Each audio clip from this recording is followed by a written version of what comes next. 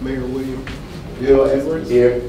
Mayor Pro Tem Mark Baker. Present. Councilmember Catherine Rao. Present. Councilmember Carmelita Gumbs. Present. Councilmember Helen Z. Willis. Present. Councilmember Naima Gilyard. Here. Councilmember Rosie Jackson. Present. And Councilmember Glee. Present.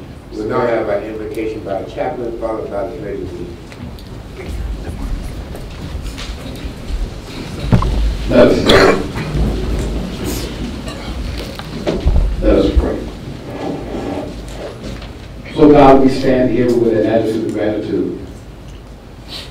Our hearts are filled. We heard everything that was said. And yet we're ready to be engaged. If there's a city that knows about a fight, it's us. There's a city that knows how to win, it's us.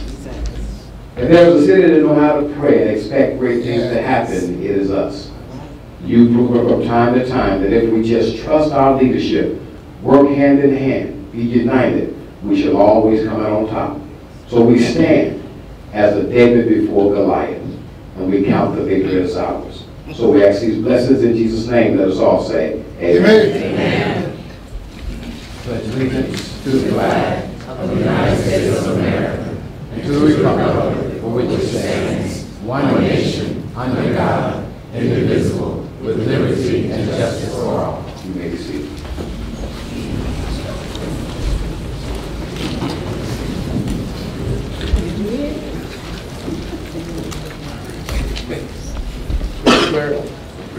The first item for consideration is approval of the consent agenda. All matters on the consent agenda are considered routine, and they're voted on with one motion. The meeting minutes of Tuesday, April 24th, the work session and regular meeting. We have two proclamations for spreading upon the minutes, one for Solid Rock Pentecostal Church, sponsored by Mayor Edwards and Councilmember Willis, and a proclamation for Chad's Seville Shaw Appreciation Day. Is that wrong? That's good. Okay. I make a motion to approve the consent agenda. Second. Properly moved and second. Any discussion? All those in favor? That passes unanimously. The next item for your consideration is approval of the regular meeting agenda. I would like to add a note in your add-on folder. There is a revised version primarily listing sponsors for the Parks and Recreation Ordinance with council members Rao and Willis. So this is one we've already approved. We're just correcting it to show the names of the co-sponsors. This first reading. It was the first reading? Okay, all right, that's good.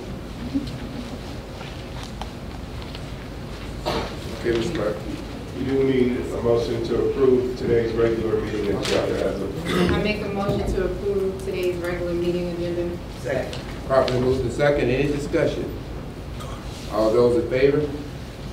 That's unanimous. Mr. Clerk. All right, your first proclamation presentation is sponsored by Councilmember Gilyard. It's a proclamation recognizing the Cedar Grove Community Appreciation Day.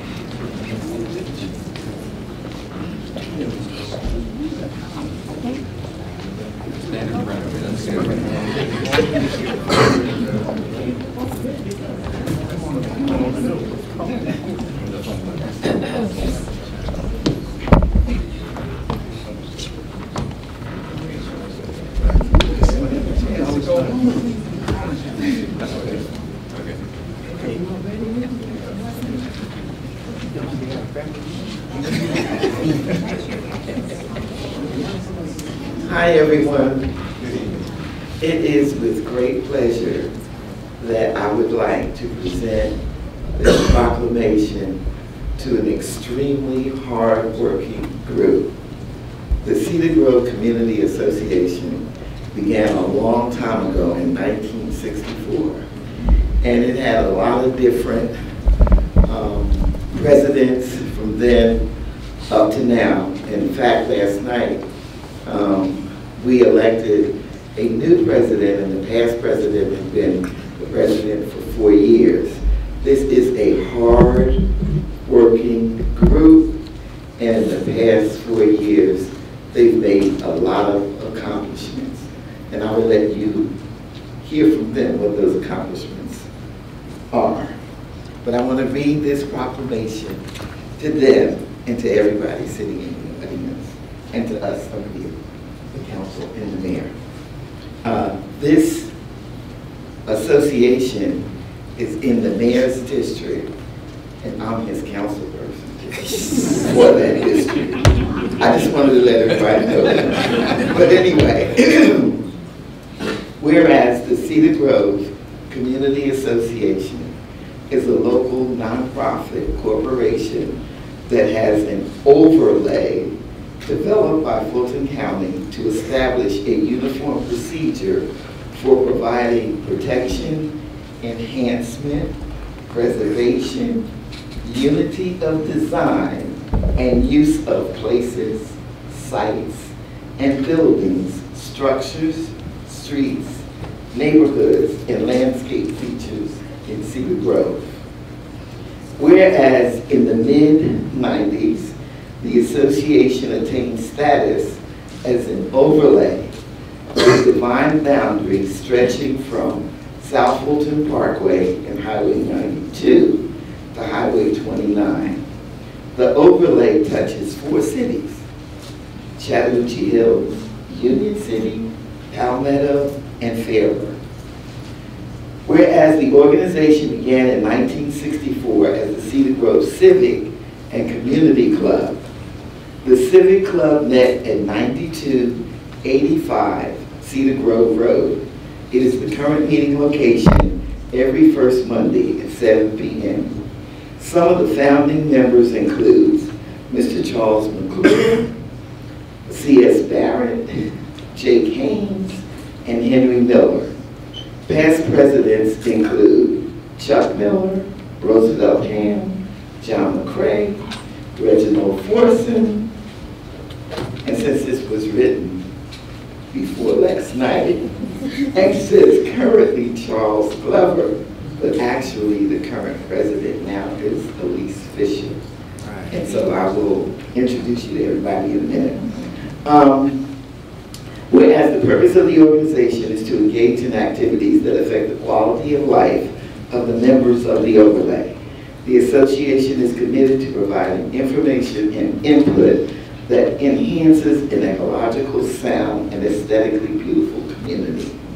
Whereas over the years, the organization partnered and worked with many elected officials, private organizations, and the City of South Fulton Police and Fire Departments to secure upgrades to enhance firefighters.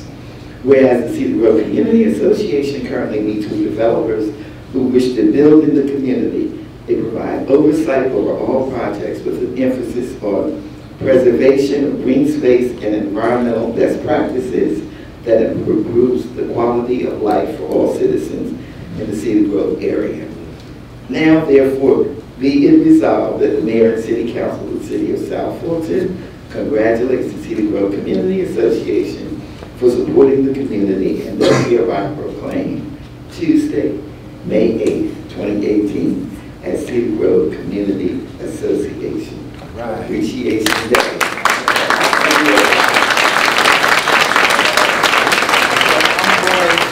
Pass the mic along so that they can say a little something. Well, my name is Charles Blood. I'm president of the association. I'm former president. But I'm so glad to thank the mayor and the city council and you, for this honor and distinction on this appreciation day. I lived here 40 years. I'm still here in the community. I'm still being here fighting for us to maintain the beauty of Cedar Grove and work with our people in our community, help build it, still will be here. All right. The only thing I can add to that, right, the whole committee is committed to that. The only thing I can add to that is, as the councilwoman said, our meetings are Monday night, 7 p.m., 9285 Cedar Grove Road. If you are in the area, please join us. Anyone else? Nobody else has anything to say? I know Mike has something to say. They do all the work, I just keep the books. Well, one thing that this lady right here forgot to say is that last night, she was elected as president. All right. So, and the first woman president of the world. So nobody got anything they want to say? Nobody? Nobody? Okay, thank you so very much. Thank you. Take a peek. Thank you. Take a picture. Oh, pictures.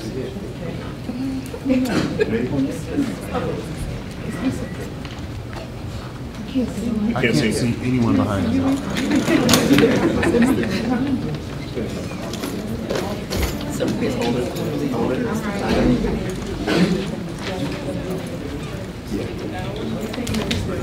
Yeah, we supposed to be. Can you get all of us? You got everybody? Here we go. Right here? Yes. 1, 2, 3. And one more time. 1, 2, 3. Thank you. All right. Thank you.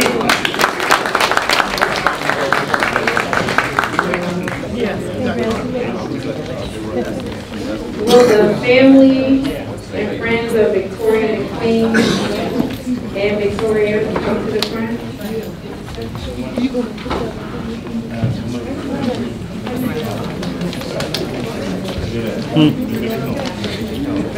Got t-shirts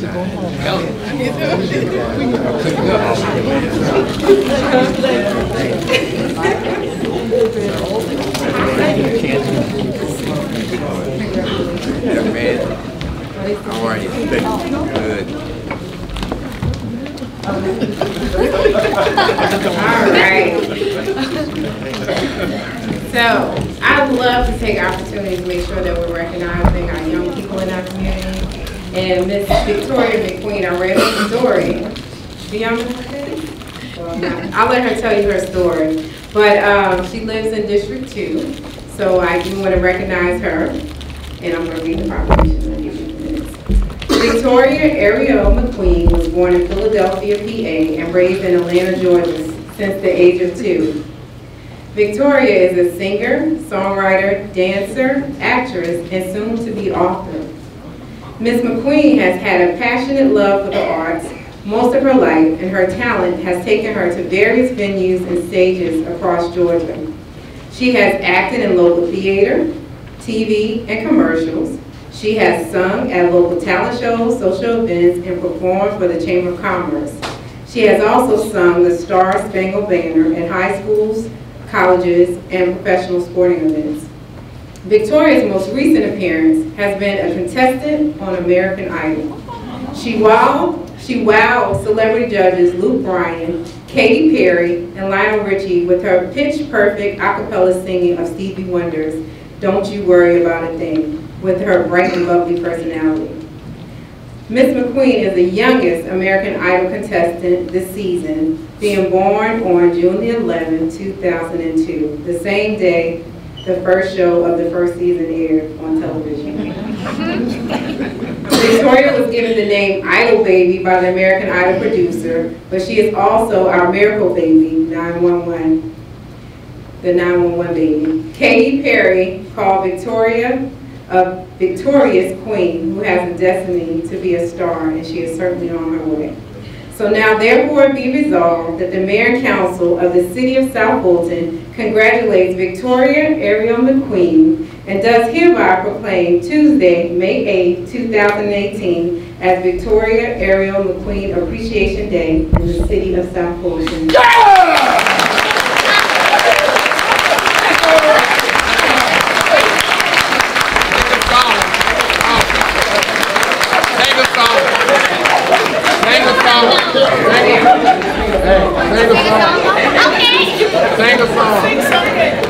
Okay, well, for my audition, I sang Don't You Worry About a Thing by Stevie Wonder a cappella. We need to hear that now. Okay. Don't you worry about that. Okay, I got you. I need to hear that. Everybody's got a thing, but some don't know how to handle it. Always reaching out in vain, just taking the things no one has. Don't you worry about a thing. Don't you worry about a thing, mama. All right. 'Cause I'll be standing on the side when you check it out.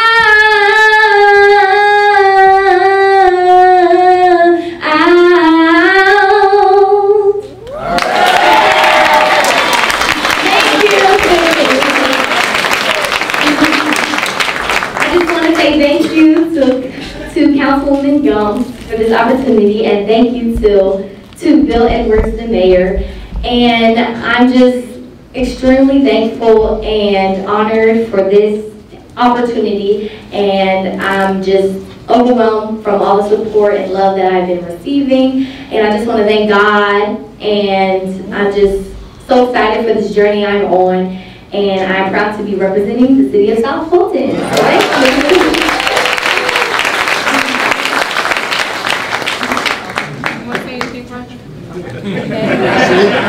Thank you, and Godspeed, and continue to do what you're doing. We're here to support you. Thank you. All right, thank you. Here, picture, thank you.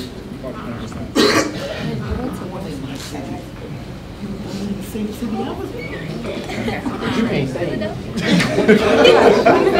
You can't say it. She can. Oh, we can. I can. Come on, Mark. Yeah, I'll take sure. I take my glasses off. All right, here we go. Right here. 1, 2, 3. One more time. 1, 2, 3. Congratulations. All right.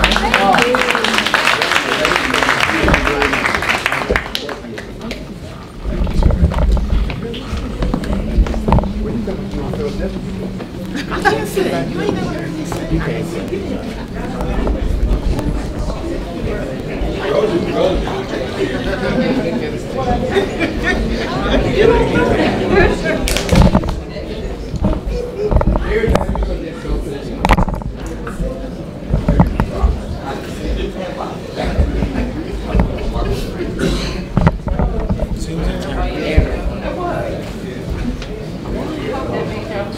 It really did. You out there. Oh, no. There we go. Oh, I was good to us. You get a can't see. Of course, you in the I know y'all ain't trying to be funny. I don't know. Let's get this question. Okay, Ms. Clerk. Mr. Mayor and members of council, you're now at the public comment section of today's agenda. Speakers will be granted up to 2 minutes each, and public comment will not exceed 30 minutes. Before speaking, please state your name and the district where you reside. We'll start this evening with State Representative Derek Jackson, who we will got time, so if you would give us the honors of speaking first.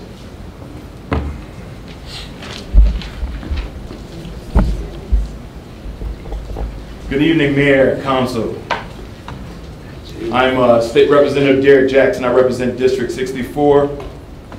And just came by to share just a few words with regards to your resolution, with regards to Resolution 2018-027.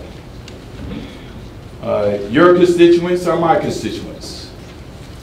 And I hear from them when you're doing good, and I hear from them when you're doing bad. And so I stand here not just on behalf of myself, but your constituents and my constituents to strongly oppose this 90-day moratorium on the application of the city ethics ordinance for 3 reasons. One, we all, and I include myself, as the elected officials, we all say we're run for transparency. How do you demonstrate transparency to our citizens when you place a 90-day moratorium on the opportunity for them to issue ethics complaints? Because ethics complaints come from our constituents. And so transparency is number one. We demonstrate transparency by having ethical guidelines and process, which is point number two. Ethical guidelines and processes simply protects us all. We read each and every day as Mayor Keisha Lance Bottoms is trying to put things in place in the city of Atlanta to demonstrate transparency and ethics. So ethical guidelines and processes not only protects everyone, but it also protects the city. It protects the city. It demonstrates a brand, what we stand for. More importantly, it protects our citizens because there are tax dollars that come through this council.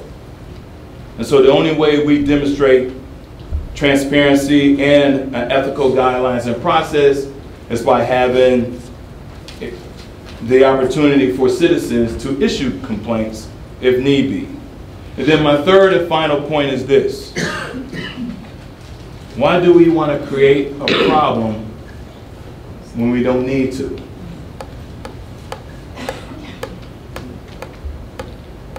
If there's no issue to correct, why manufacture one? One constituent, that is your constituent and my constituent, asked that question. And hopefully she came here tonight because I can't answer it for you all. Only you can answer her question. Why do you want to place a 90-day moratorium when you don't need to? Only you, 8, can answer her question. And so before I take my seat, and I will remain here because I like coming to city council meetings when opportunity permits, because we're going to continue to do to make all of our cities, you being the beacon because you're the largest. In order for you to be the blueprint for other cities to follow, you have to demonstrate that. That requires leadership. It requires political courage. It requires for us all to work together. And so you all know that we wanted, from a state perspective, the South delegation wanted to put some ethical things in place, but you all asked us not to. And we did not. We did not. And so I am strongly encouraging you all to demonstrate by an example as the largest city in South Fulton, because we honor our word not to put things in place with regards to ethics at the state level, so you all can do it yourself. You were all elected. We're all public servants. I'm just asking you all to exercise political courage and political leadership to do the right thing, so our citizens, our constituents, are not asking us that rhetorical question. Why create a problem when we don't need to? Thank you.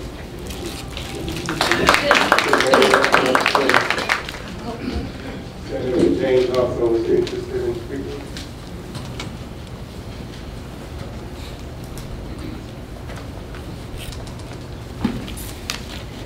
And I will follow the rules. I am Senator Donzella James, and I am in District 3. Senator James, put it back there. I live in District 3. Thank you very much for all of your hard work. I'm very proud of the council. I know, it's always growing pains and many things, and I understand what's going on. But during our 154th legislative session that ended a couple of months ago, you know that we addressed many issues for the city of South Fulton. I was going to talk about the House Bill 869 and 70. And you've already received your report this evening, Mr. Mayor and honorable councilpersons, from your great city manager. But I wanted to just speak on that for just a minute, in that we worked so hard to get both of these bills passed. It was not an easy task. In the House, yes, all they did was put their names on the back of it. When it got to the Senate, it had to go through all the committee processes and fights. And over again, and it was pulled off the calendar when we thought it had passed. And finally, both passed. So it was very disappointing today to know that one of the bills would be vetoed. However, I want you to know yesterday both of them were going to be vetoed. But we went to speak with the governor's office and tried to address any concerns because we were trying to get both bills saved. So we were not twiddling our thumbs or filing our fingernails, we were working. And we talked, and then I was glad to see Mr. Mayor and our city manager and others come up for the signing of House Bill 1063, so we got a chance to actually touch the governor and then talk to him before we walked out. So as a result, I got a call that said, well, we're going to do half of your bill, half of your request. And I don't know what that meant, except that I saw later that veto number 12 of the 30 bills that were vetoed was House Bill 870. Well, it's not over until it's over. First of all, we do have to concentrate on passing that, and I see your concern, Mr. Mayor, but it's not impossible to do. Because during the process that I just mentioned, going back and forth, I realized that we had a lot of allies in North Fulton and in Midtown, and many Atlantans who said, we don't need that Fulton Industrial, and we know your city needs it. So I think that if we run a good campaign, and I hope that I'm offering myself to help, and I would like for us to maybe even get a committee, if possible, to work with some of you and see what we could do to pass it. But in the meantime, don't forget that just because he vetoed that bill does not mean that we won't get that into our area. And I won't talk about how we can get it in there just like you would, Mr. Mayor, because we don't want to reveal all of that. But I would love to. I know I did serve for many years on the state local government operations committee, first as the vice chair, and then while the Democrats were in control, 4 years as the chair. So I attended many municipal meetings and other meetings in other states. So I do have some real ideas on what we can do to try to attain all of that South Fulton area into our area. So without further ado, I will take my seat and listen to all of you. But I want you to know that your delegation, not just the ones in the House, but in the Senate, working for you and discussing this matter. And we're disappointed, but we've not given up at all. So that just gave us more energy to continue the fight. So let's concentrate together on making sure that we do win the referendum. But don't just stop there. At the same time, we can be doing other things. So thank you very much for listening to me. I want you to know that you do have an advocate in the Senate at all times, and God willing, if I'm there next year, then we'll continue to be there if there's some legislation that you come up with that we must address in order to move forward on Fulton Industrial Boulevard, becoming our business leader for South Fulton. Thank you. Thank you.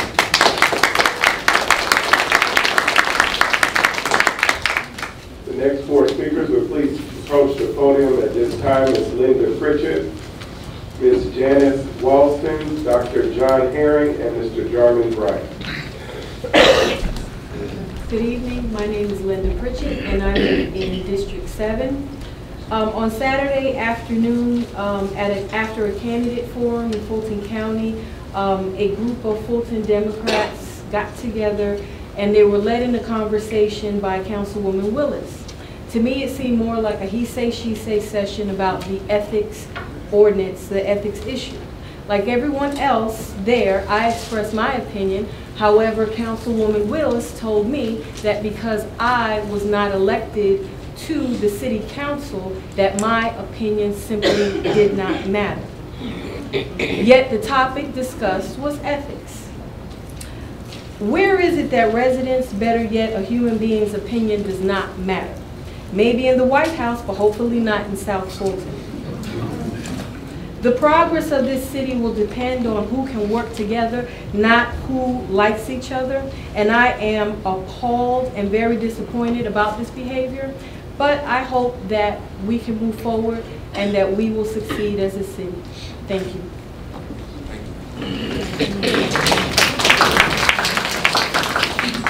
Good evening.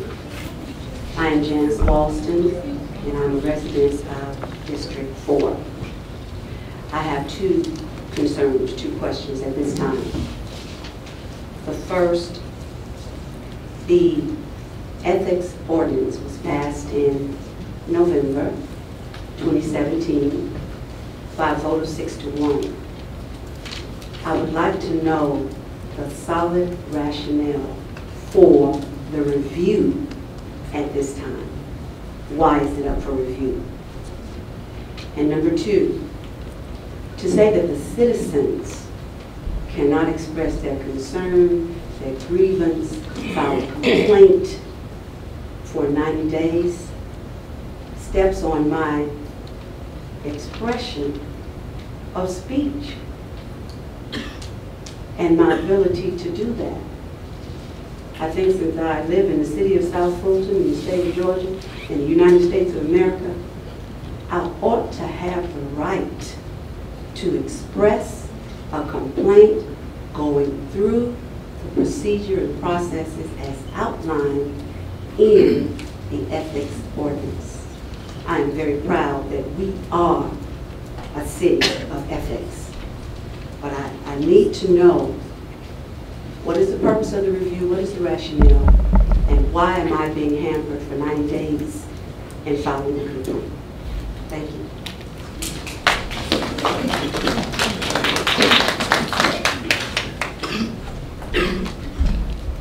Good evening, Mayor Edwards and members of the City of South Fulton Council.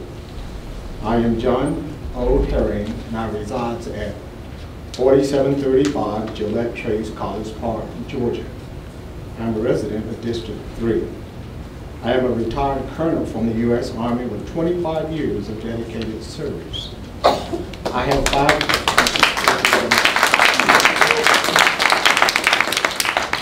have five combat tours, and each was centered on the rule of law. It has come to my attention that the governing body is attempting tonight to change the policies of this city with regards to citizen suppression of their rights to levy and bring about allegations of corruption, misbehavior, and involvement of those who observe actions unwelcome and by any elected official. Ethics matter. Standards of conduct matter.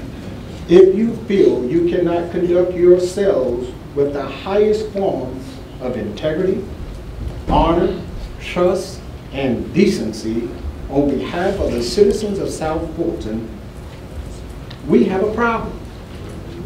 And the solution to that problem is for those of you who cannot and refuse to abide by what was voted on, passed, signed, and delivered to reevaluate your selfishness to the growth and governance of this city.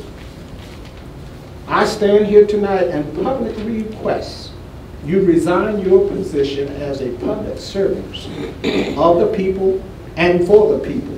If you cannot conduct yourselves with integrity, respect, and for the laws of governance, then allow someone else who would act according to the standards of ethics. Once again, ethics matter.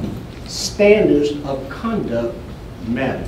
Thank you for your time and patience, and I oppose this ordinance. Thank you so much. Following Mr. Bryant, Mr. A.W. Davis, Ms. Gillette Brinkins, Ms. Linda Collins, and Ms. Wanda Mosley. If you would all please approach the podium, Mr. Bryant. German Bryant, 5th District. First I'd like to say we're talking about a moratorium. We're not talking about canceling ethics. The last 2 meetings, including this one I've been to, we have an opinion by the attorney. And if you don't follow the opinion of the attorney that you hired and you spend money for, what is the purpose of the attorney? Is there other attorneys above here doing the voting? Or their opinions? We have priorities, just like I wanted the aides, I voted for the aides, because I want the council to be working on what we have to do with the city. We have transitions for departments still come over. We have the garbage collection that we'll use at P-Splat. The FIB vote needs to be addressed. Our past history of less than 10% of voting, it's a lot of work to get up. We got 100,000 people in the city, but less than 10% voting, that's a tragedy. That's what I'd like to see the council working on. And the ethics are among the 7 people that are in front of us. And we're talking about a moratorium. As far as transparency, what we don't get on this side is why these things come up. If we got 10 minutes of what the council is doing, what they have been doing since the last meeting, what they're working on, that's a lot more clarity. And this one-sided talk is frustrating. We need some more feedback, that's all. But I'm for having that 90-day moratorium, thank you. And that's it.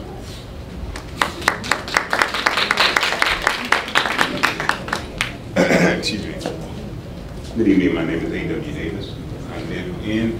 I have a house in District 4. I think some people get confused. I live in Miami.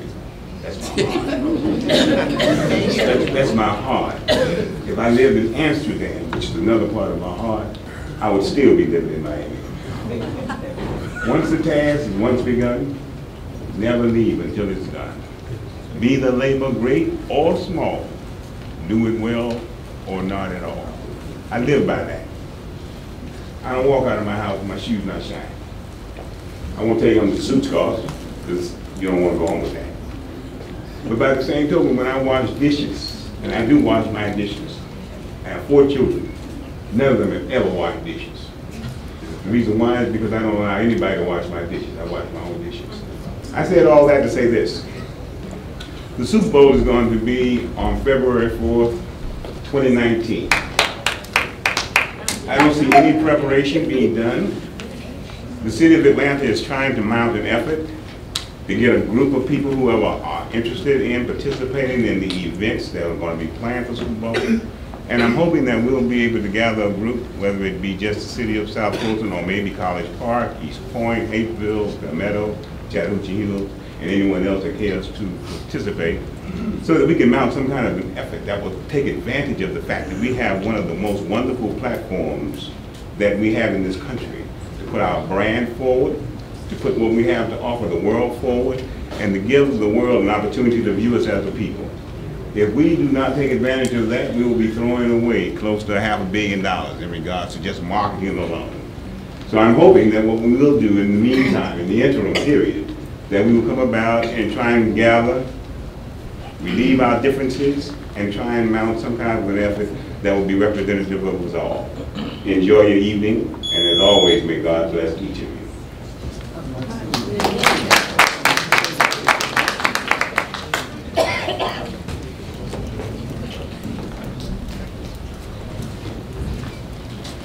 My name is Juliet Rankins, and I'm from District 4. And I wanted to welcome the city manager. And I just wanted to let him know that I was very pleased. He was in a town hall, and he said that our city was the flagship of the South Fulton region. And I just want to thank him for coming in with such a positive attitude and just showing it and seeing it, because we've been attacked from the inside and we've been attacked from the outside.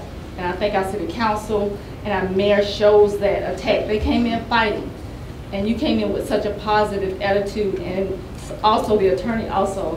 And I just want to thank you guys, because we need that. We are the flagship of South Fulton. We're it. Don't believe what anybody else tells you. We are that.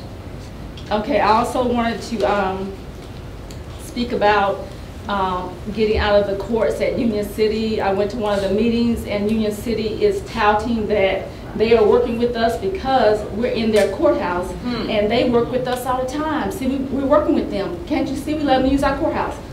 South Fulton, get out of Union City's courthouse. Also, I wanted to remind the city manager and Ms. Malazi, if you don't have the collection agency working every day, please get them working. Thank you guys for pushing that, because we got money out there. We need to be collecting it. Okay, so stay on top of that. One of the things I think I hear with the Community Development Department, they feel that financial pressure to come through and allow all these businesses to come in. I hear that with the mayor. I hear that with Shayla. Yes, we want business, but I also heard another constituent say we're not desperate, okay? So we need to get money that we already have, so we don't have to look in that, look in that way and be so desperate, because a lot of citizens don't want a lot of the things that we've had.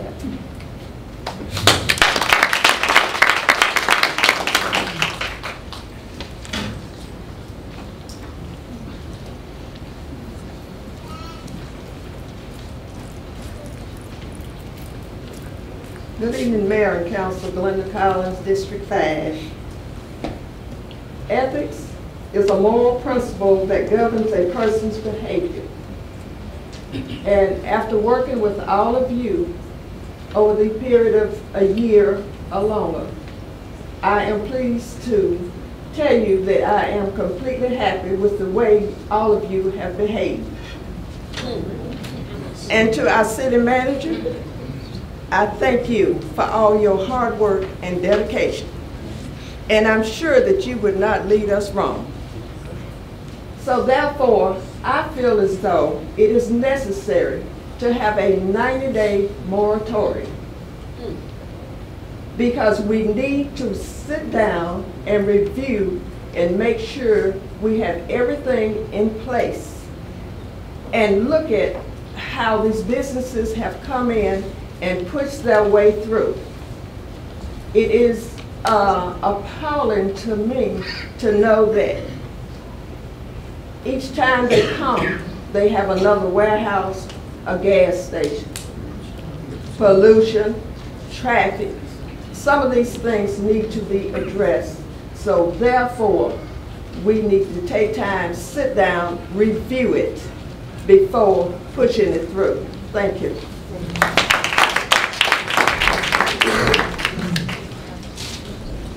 Following Ms. Wanda Mosley, the last three speakers are Mr. Charles Mitchell, Ms. Sarah Henderson, and Mr. Lonnie Kendrick. Ms. Mosley. Good evening, my name is Wanda Mosley. I'm a resident of District 3, where I'd also like to say I'm represented by Helen Willis, who I have found to always be extremely open-minded and respectful to all residents, even those who do not show her that same respect in kind. I am here today because I oppose the 90-day moratorium on ethics complaints. I would like this body to think about the optics of such a move. We have already earned the distinction from the Georgia Municipal Association. This ordinance has been reviewed, voted on, and accepted. But from the outside looking in, this moratorium might suggest that someone has something to hide. Amen. Or someone needs to tweak something so that they can get something by or get something through. I'm not saying that's fact, but I'm offering you an opinion from the outside looking in.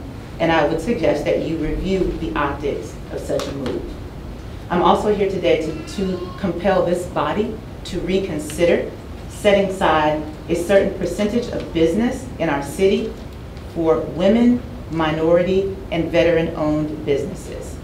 I understand that there may be some legal implications there, but I also understand that our state has done that successfully. I don't recall any major lawsuits, and if there are, we have wonderful legal minds in this city who can take care of that.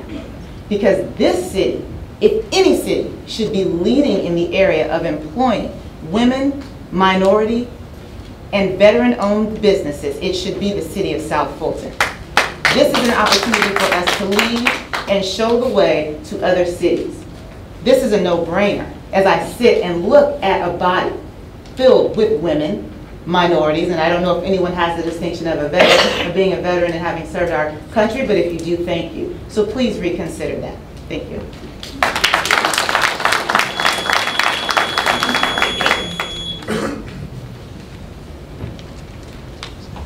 Mr. Mitchell, Ms. Henderson, if you all would please come approach the podium, and Mr. Lonnie Kendrick. Mr. Mitchell. Good evening, Mayor and Council.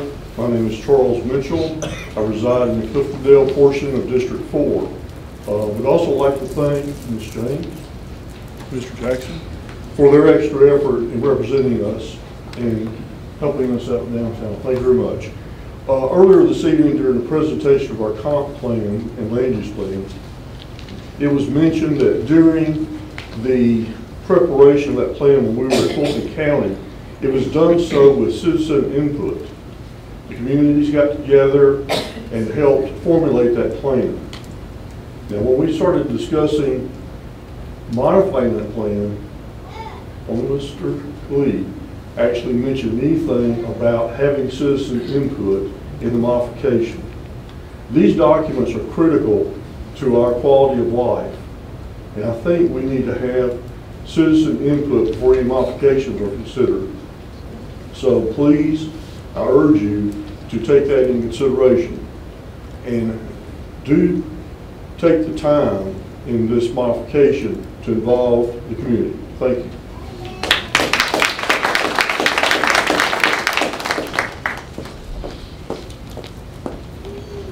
Good evening.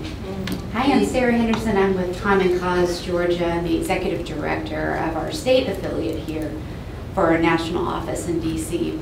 I'm coming to you tonight because I've been following some of the things that have been going on with your ethics situation here in the city, and I'd like to offer Common Cause as services to you. We are a nonprofit, nonpartisan organization. We've been around since 1970, actually, working on ethics issues. You know, one of the big differences between a group like mine and GMA, for example, is that we bring the public into the conversation. We help local cities, we help state governments, we help the federal government, have the people be a part of the process. And from what I'm hearing tonight, and I'll say this is the second meeting I've been to. I just recently moved out of Oakley Township in Mark's district.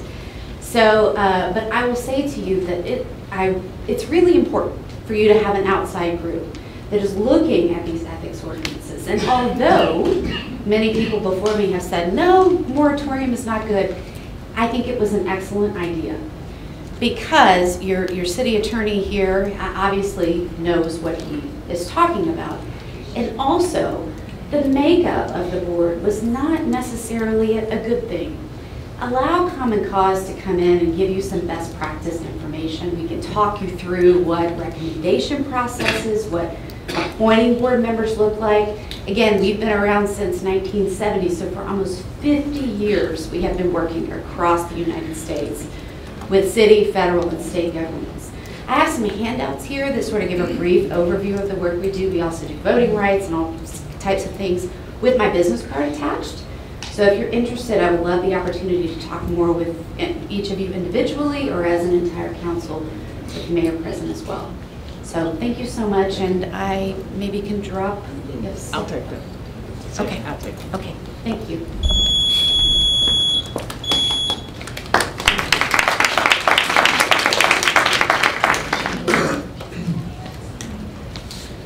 Good evening, everyone. I'm Lonnie Kendrick from District 5. I've been the community student from my boys. I've been in the community 25 years, 6 years in the military, Marine Corps, active firefighter now. I'm a community-based guy. And I'm here to talk about the privatization of Burdette Gym. It would be a travesty. There's been rumors that they may privatize Burdette Gym. So I'm here just to talk on behalf. That's the thing they're talking about, that we need to keep it here. And probably to change some of the people up top, because some of the programs need to keep going. A lot of kids have got a lot of educations in there. Young female Keisha Brown, first female WNBA player that came out of Burdette. My son played college ball and a lot more, and he got good staff. So it's been a blessing, and I hope y'all keep it there. Thank you for your time.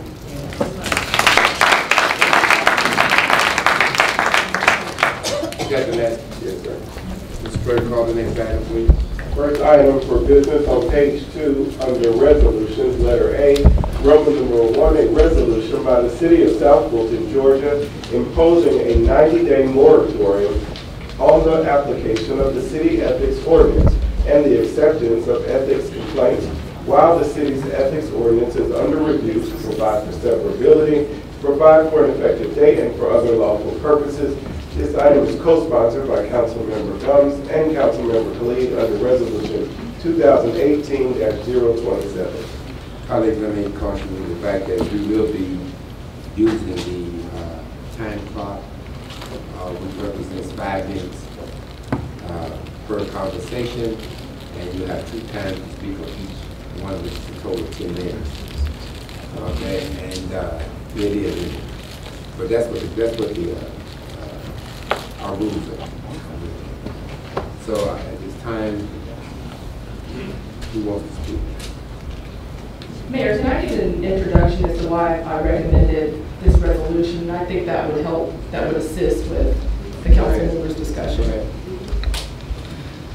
So Mayor and Council, in my role as city attorney, the charter gives me the duty and responsibility to protect the council and protect the council in a manner that is effective for the council, but is also considerate of their constituents and the processes that they may be involved in with those constituents. I had the opportunity to look at your ethics ordinance for one reason, and that's because ordinarily I would not have looked at your ethics ordinance. It was fairly recently adopted. A complaint was filed against one of the council members, which in my role under the charter, I had a responsibility to look at your ethics ordinance, because the way I operate is if something is filed against any one of you, I defend you until we have time to convene, which means that I'm not going to watch any of you be attacked by anyone for any purpose in your official capacity and stand by and wait for a council meeting. If you instruct me at the council meeting to step back, then I'll step back at that point. But if I do see an action that's filed against any one of you, I do plan to defend you from the commencement. And that's just the way I operate as a city attorney, which I've been for more than a decade.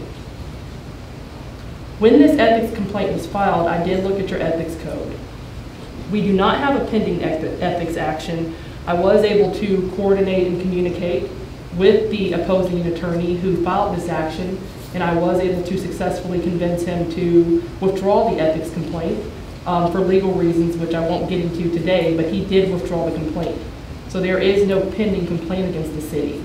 But for me to get him to withdraw the complaint, I had a legal responsibility to make sure that legally what I am telling him, because I'm threatening a member of the bar. You threaten a member of the bar and you don't know what you're talking about, and they will come after you. So I had a legal responsibility to go through your ethics ordinance paragraph by paragraph, which I have done. I do think that your ethics ordinance can be improved. One, your fine. Your fine is $2,500, it's up to $2,500. If you assess that fine, then you're likely going to be sued. Any official or any person in your city who you give a $2,500 fine to would be able to file an action against you saying that it's outside of your authority under Georgia state law. And I'm citing from section OCGA 3656, which says that you do not have the authority, and I'm reading in quotation, I'm quoting the language now, to provide for, quote, for fines in excess of $1,000. And your fine is $2,500, which means that even someone who wrongfully committed an offense and was rightfully penalized will have the ability to come back and sue you and arguably and likely win that lawsuit against you, which would be a waste of taxpayer funds and an embarrassment to the city. And as the city attorney, I have an obligation to make sure that that doesn't happen to you to the extent I think that that's a risk. I also looked at your ethics ordinance, and I need confirmation from you. I think you guys owe me instruction on how I should defend you, because you guys are in opposition as to how I should defend you. Some of you say, defend me from the commencement, and when we have a meeting, let the council decide. Some of you say, don't touch it. I can't listen to you guys individually because I can't show favoritism to any council member. That means I have to operate the way I ethically operate until you guys give me clarity on how you want me to defend you, because the charter provides that I'm supposed to defend you generally with respect to all litigation. Now you have to consider this too. If I do not defend you, if there's an ethics complaint that's filed against you, and let's just say we don't do this moratorium, if there is a complaint that's filed, I have to, when the attorney contacts me, because legally once someone becomes adversarial with you, they have to contact me. If they contact you, it's a bar violation.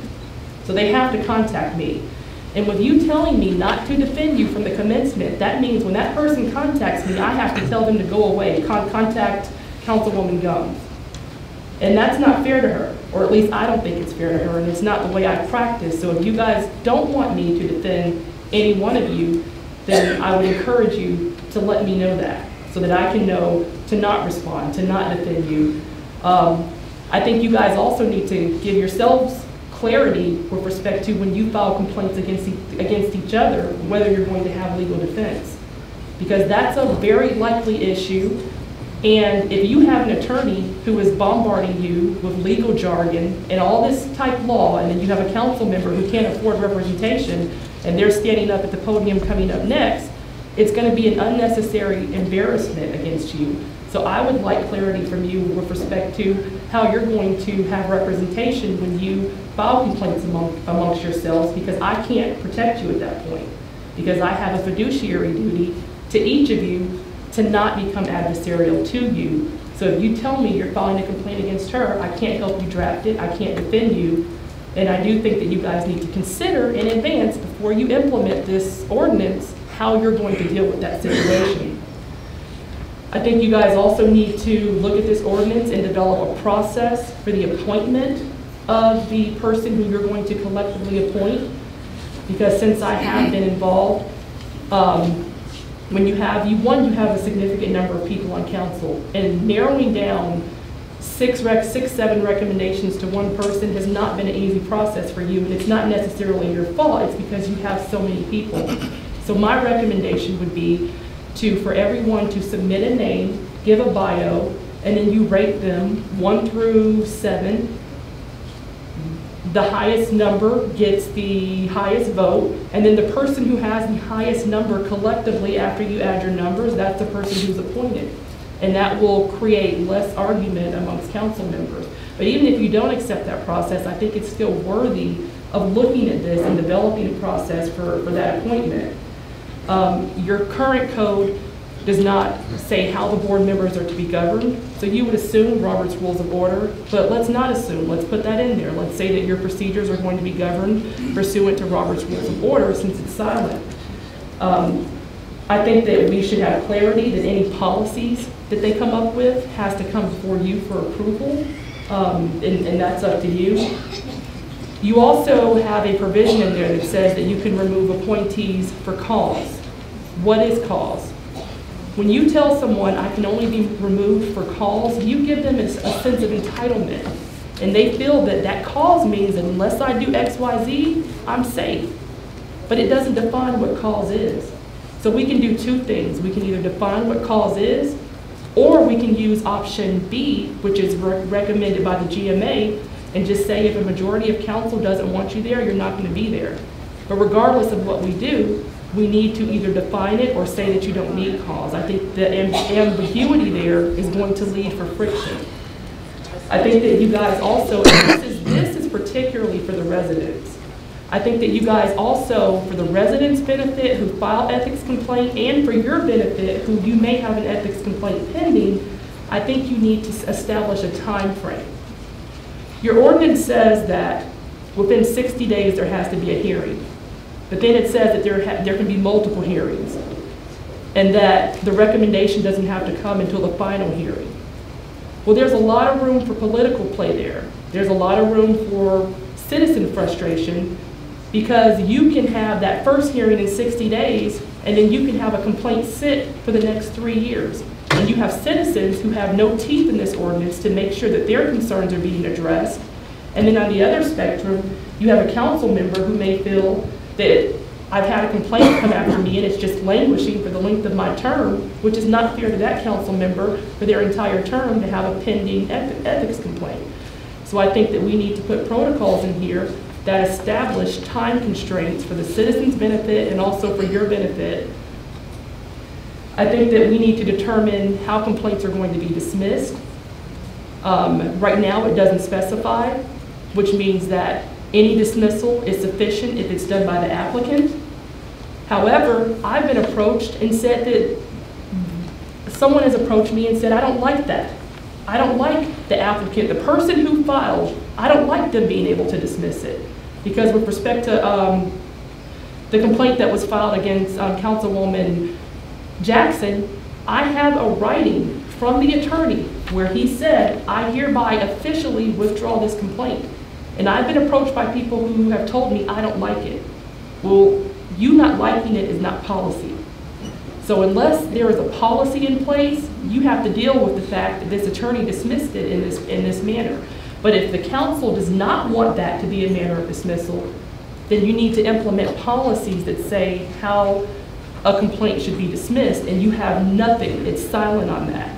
And because I do know now that we do have disagreements between council members with how you can dismiss complaints, before you establish this board, you should establish that dismissal process. I think you should also have a process that says once the recommendation is given to council members, how long do they get to hold it? If you get a recommendation where a citizen has brought a complaint and the Board of Ethics has said, we think that this council member should be censured, we think that they committed this infraction, there is absolutely no deadline that says when you have to approve that recommendation, which means that if you don't like what the Board of Ethics said, then you can just sit on it for 2 years, for 10 years, until that person gets out of office, and vice versa. Council members collectively can sit on something that's against any one of you individually because there is no time frame for them to act. So I think that we need to put those due process procedures in here that establish those time frames.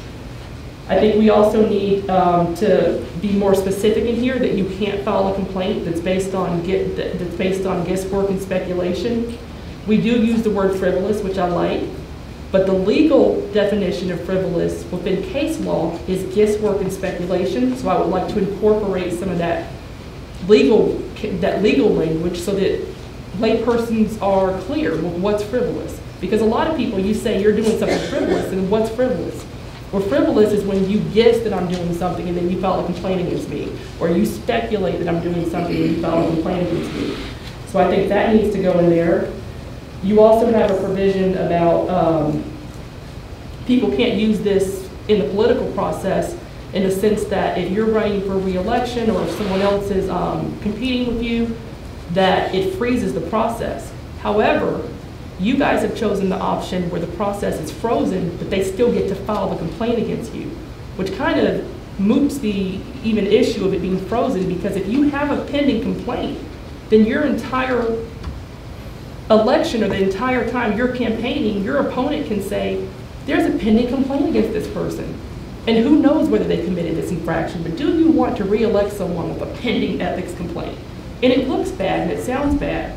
And GMA has given you the option to not allow anyone to file anything against you during that qualification and during the end of the election period.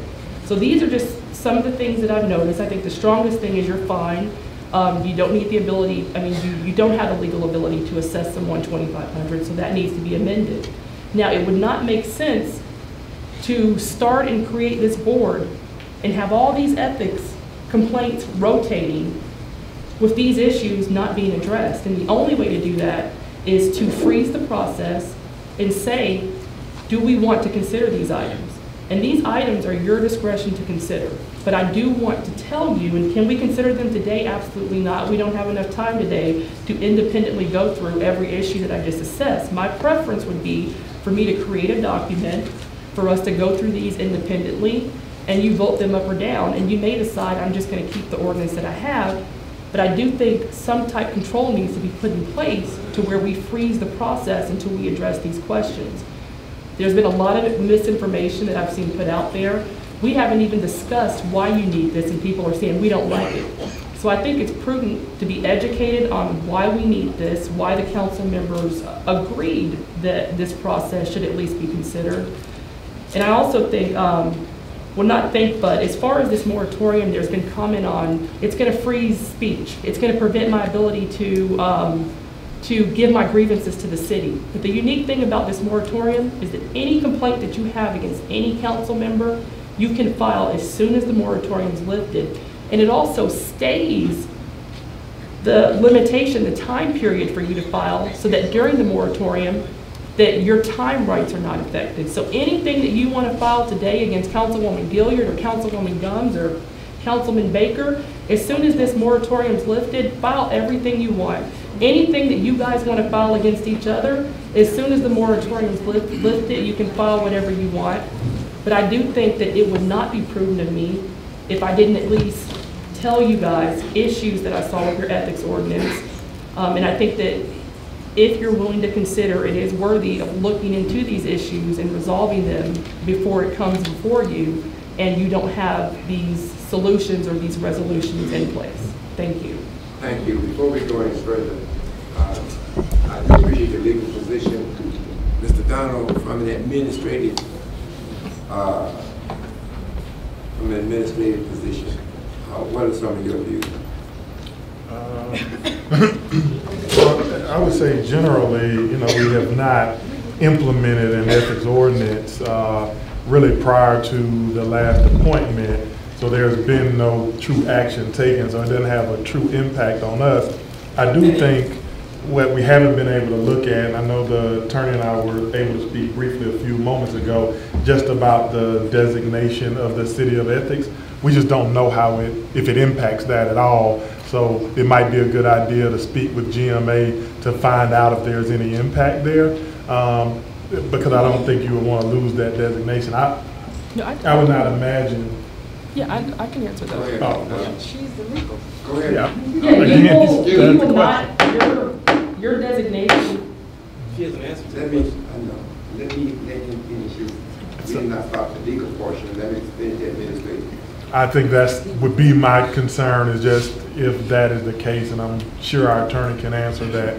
Again, administratively, the way your ethics ordinance is now, it does not impact my oversight or my role at all, because it actually is coordinated through the clerk, and then it shifts it to the third party, which is this ethics board. And so administratively, the only thing that I would look at or have concerns about is just the City of Ethics designation. Attorney, you want to answer something? Yes, and legally it will not impact your designation. Your designation is based on you meeting very minimum requirements. It's minimum requirements. Every city that meets these minimum requirements, they check it off the checklist and give you that designation. Your risk is greater with having an illegal penalty and continuing that versus at least being advised of that and considering assessing that penalty. So will this impact your designation? Absolutely not. Your designation during the moratorium, you still have an ethics ordinance. And your ethics ordinance is identical to what they approved. And when you redo the ethics ordinance, you can resubmit it to GMA, but you don't have to. But if you want, you can resubmit it to GMA, but the moratorium does not impact your designation unless we do something to remove one of those minimum requirements. Okay, thank you, staff.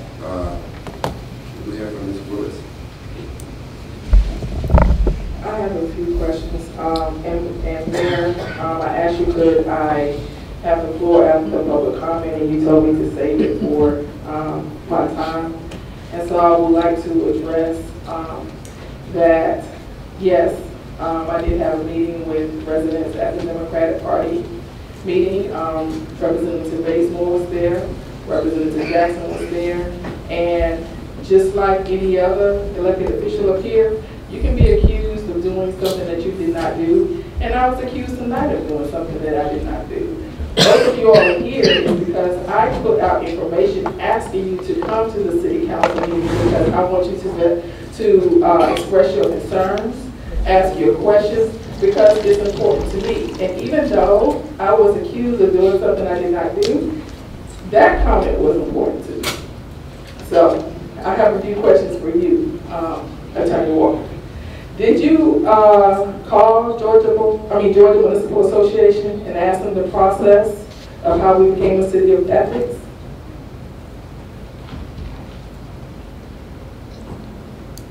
No, I have not had any conversations with GMA, but I did look at their guidelines for establishing yourself as a certified city of ethics, and I assumed through your prior legal representation that you guys complied with that checklist. So are you confident that we would not lose our city of ethics designation? Because you said you have not contacted them, you have not had any conversation. Are you familiar with the Georgia Municipal Association process and how we became a city of ethics? I am familiar with their guidelines. Now, if they have something outside of those guidelines that they are not advising the public about that says if you do X, Y, Z, you're going to lose your designation, then I'm not familiar. But I highly doubt that they have guidelines to speak to that and they are not disclosing to the public.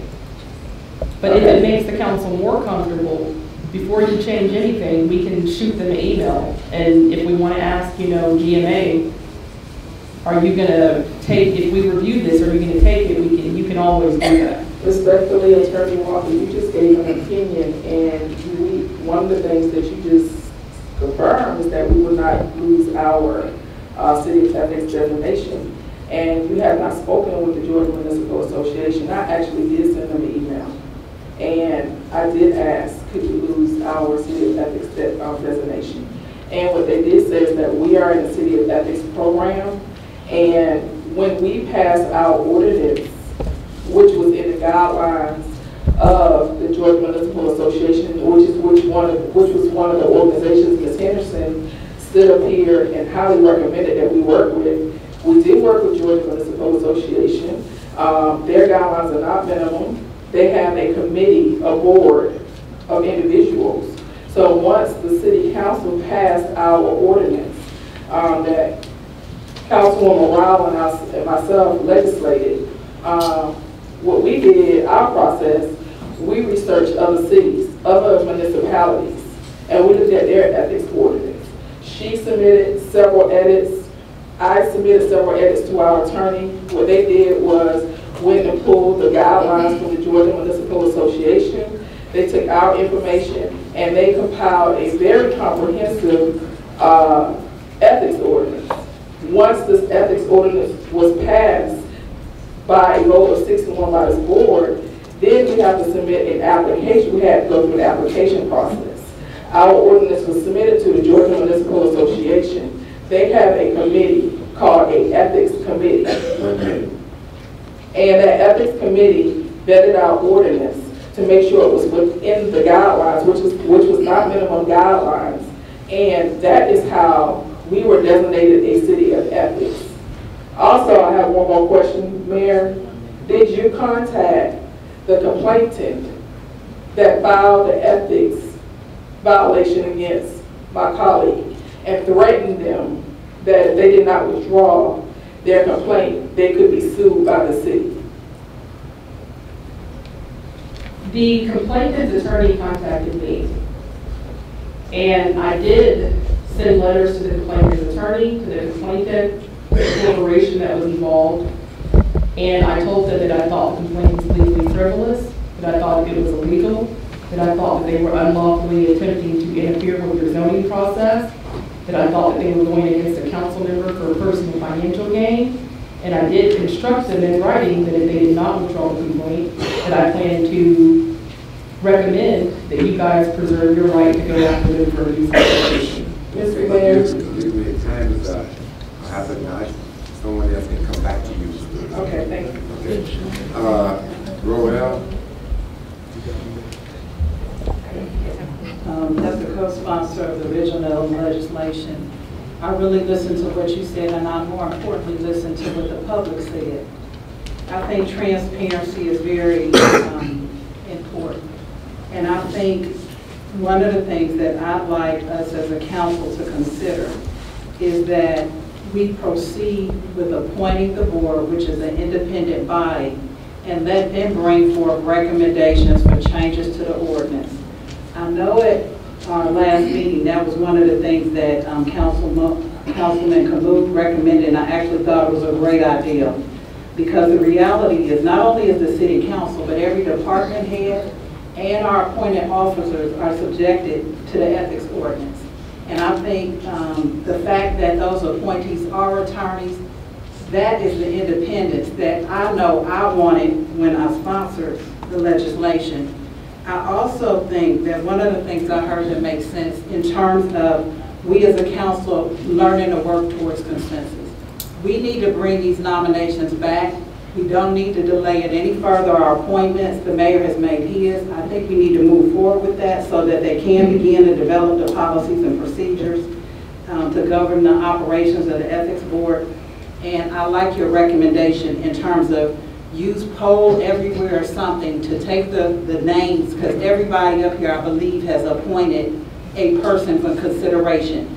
Tally the votes and just bring those names. Those people are qualified. They're all attorneys, if I recall.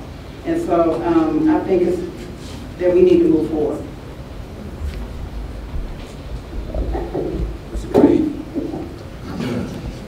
Thank you, Mr. Mayor. First of all, I want to thank you for how you put together a nice agenda. So often, I've been going to city council meetings for years as an activist and now as an elected activist, and so often the issue that everybody wants to talk about is at the end of the agenda, and by the time we get to it, people are ready to go home and they go on. So thank you for doing that. Next, I want to apologize to our citizens who have been lied to. This moratorium does not prevent you from filing an ethics complaint. That is a lie. Anyone can file an ethics complaint against any of us or any city official with Georgia State's Attorney General. In fact, an ethics complaint has already been filed against one of us up here by someone to the Georgia Attorney General. So I want to apologize for anybody that's told you that lie. Regardless of what happens tonight, you can still file an ethics complaint. You don't need to file it with us. I was the sole person who voted against this ordinance, and I'm going to tell you why. There is an ethics ordinance template created by the Georgia Municipal Association. It's been adopted by dozens and dozens of cities. For some reason, that wasn't good enough for us. We went and added all of these extra things to the ordinance, and everything that we added has created new legal questions.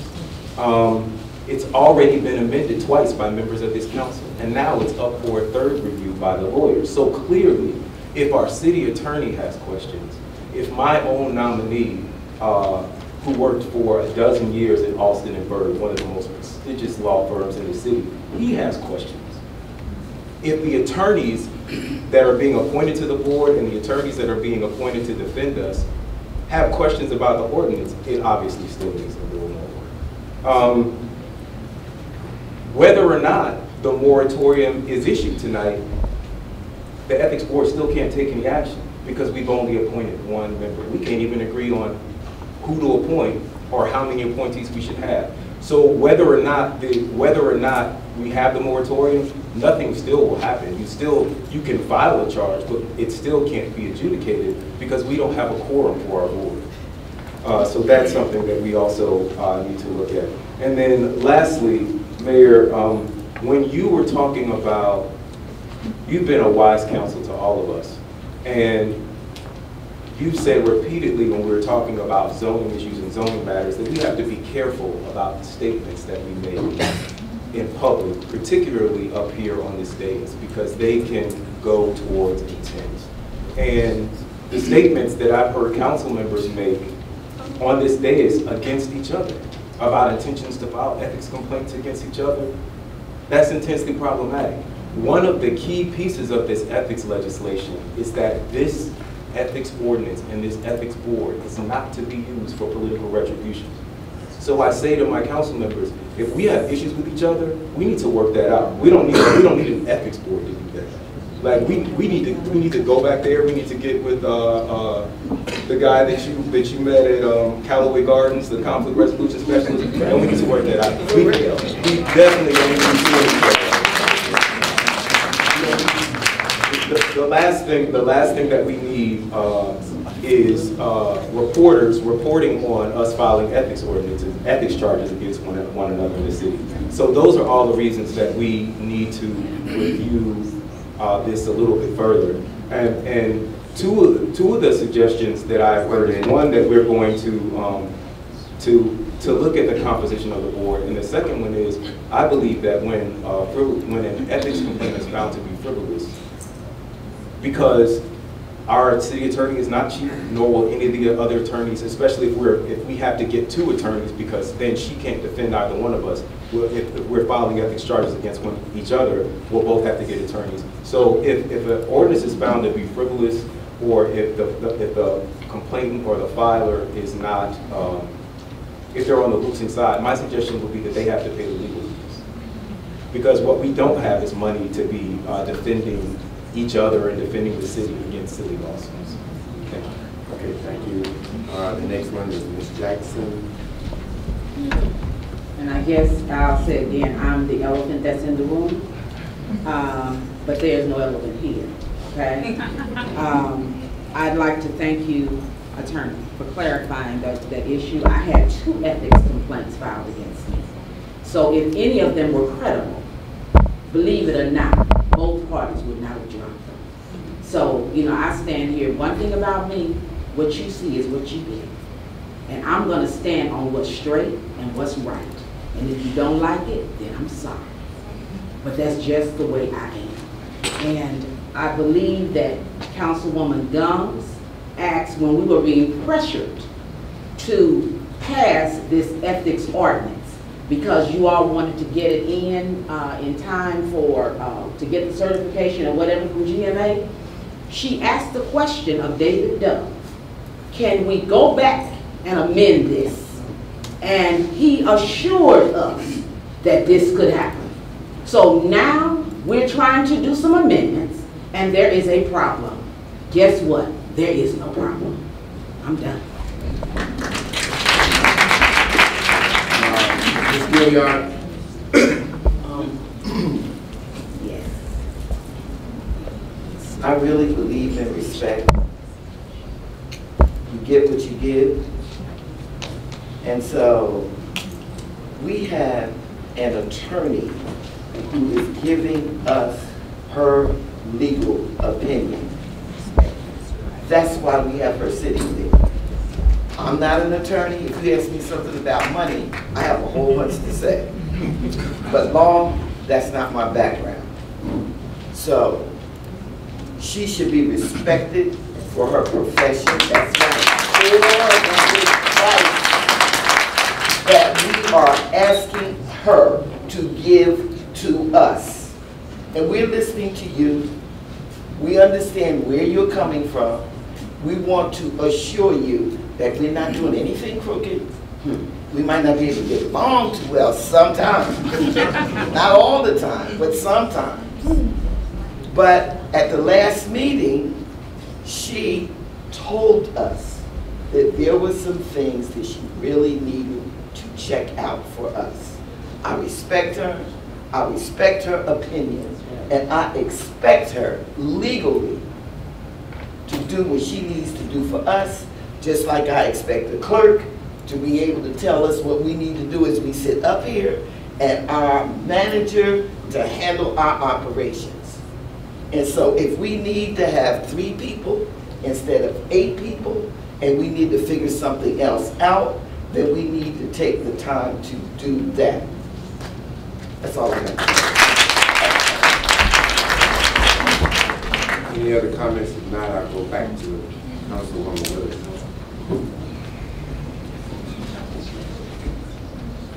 Yes, first of all, I think to say someone is lying is really a strong language. The Attorney General's office actually deals with sunshine laws and open record requests. Am I correct?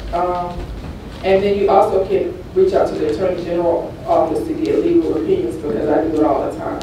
Am I correct?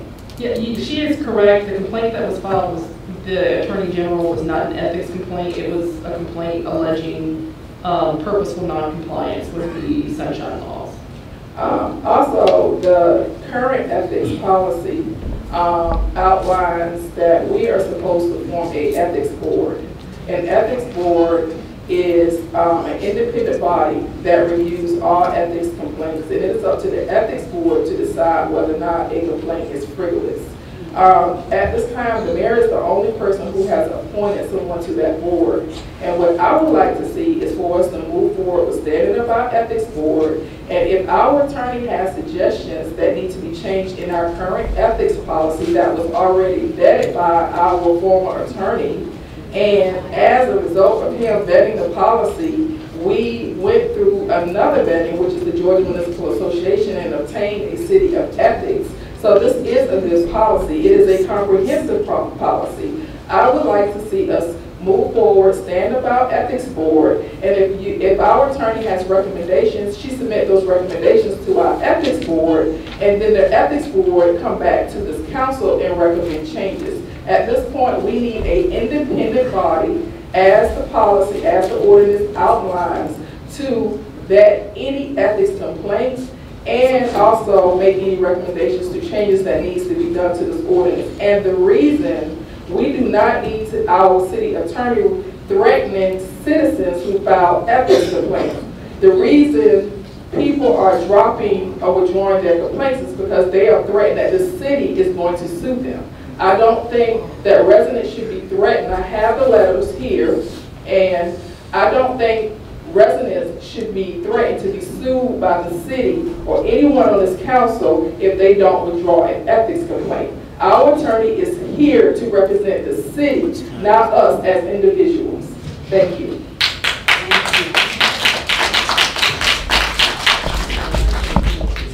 Mr. Baker? Mr. Baker, no. Okay, first off, I would like to start by saying that I believe that professionalism is essential at all times, period. So if I have an issue with one of my colleagues, they'll know it, and they'll know it in the right time and in the right fashion.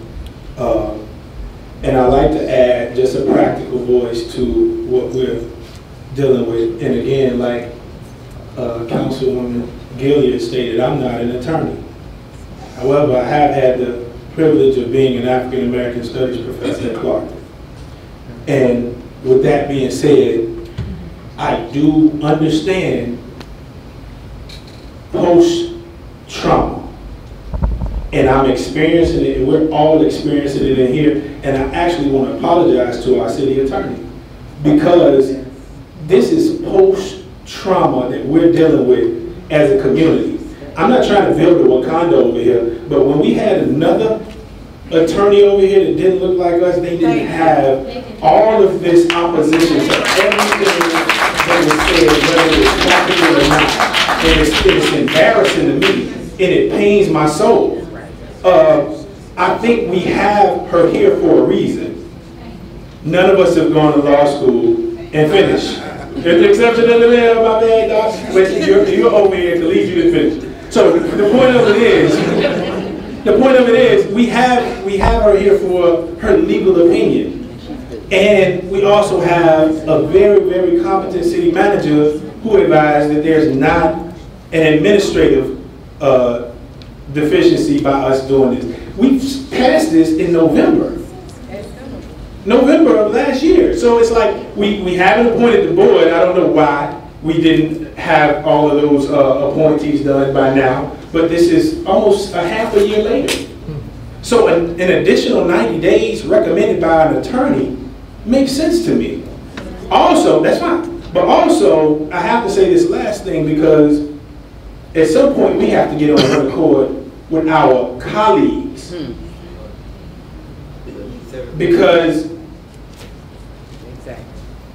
the people who come up to our mics with badges on are colleagues. They're not our supervisors. They're colleagues. We work together. And so to have someone spew rhetoric against us almost in a scolding manner, this is the third time. I haven't received a phone call, but I've seen people on television. I've seen people at this podium demonizing or talking against things that they don't understand or properly inwardly digest.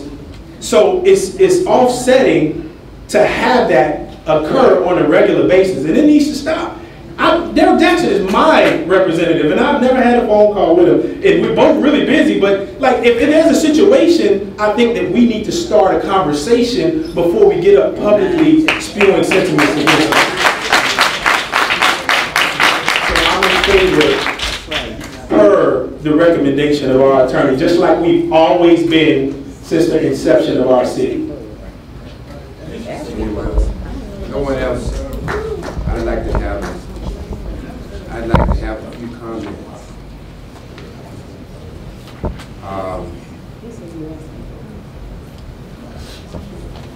It ain't easy sitting in this chair.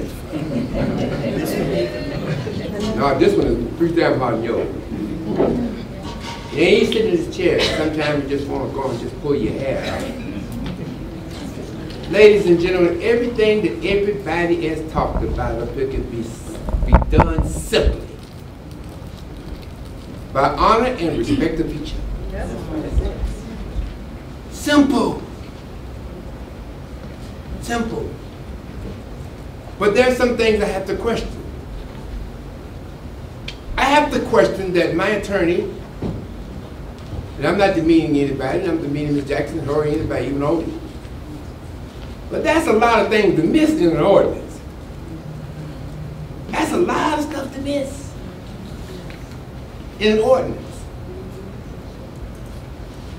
The other thing is, when we talk about, Khalid and I talked about this today, me and Khalid need to meet more often. We talked about this today, he was talking about filing against each other. If you act right, you ain't gonna file nothing against each other. It's you. It's got nothing to do with an ordinance. It's how you handle yourself and respect the people up here that work with you. See, it's simple. It ain't hard. Just make the changes. I don't think you need a moratorium. Just make the doggone changes. You know, that's all you need. But if you won't accept that, you go to a moratorium, fine. But let me go to my attorney over here, because I got about 4 questions I want to ask.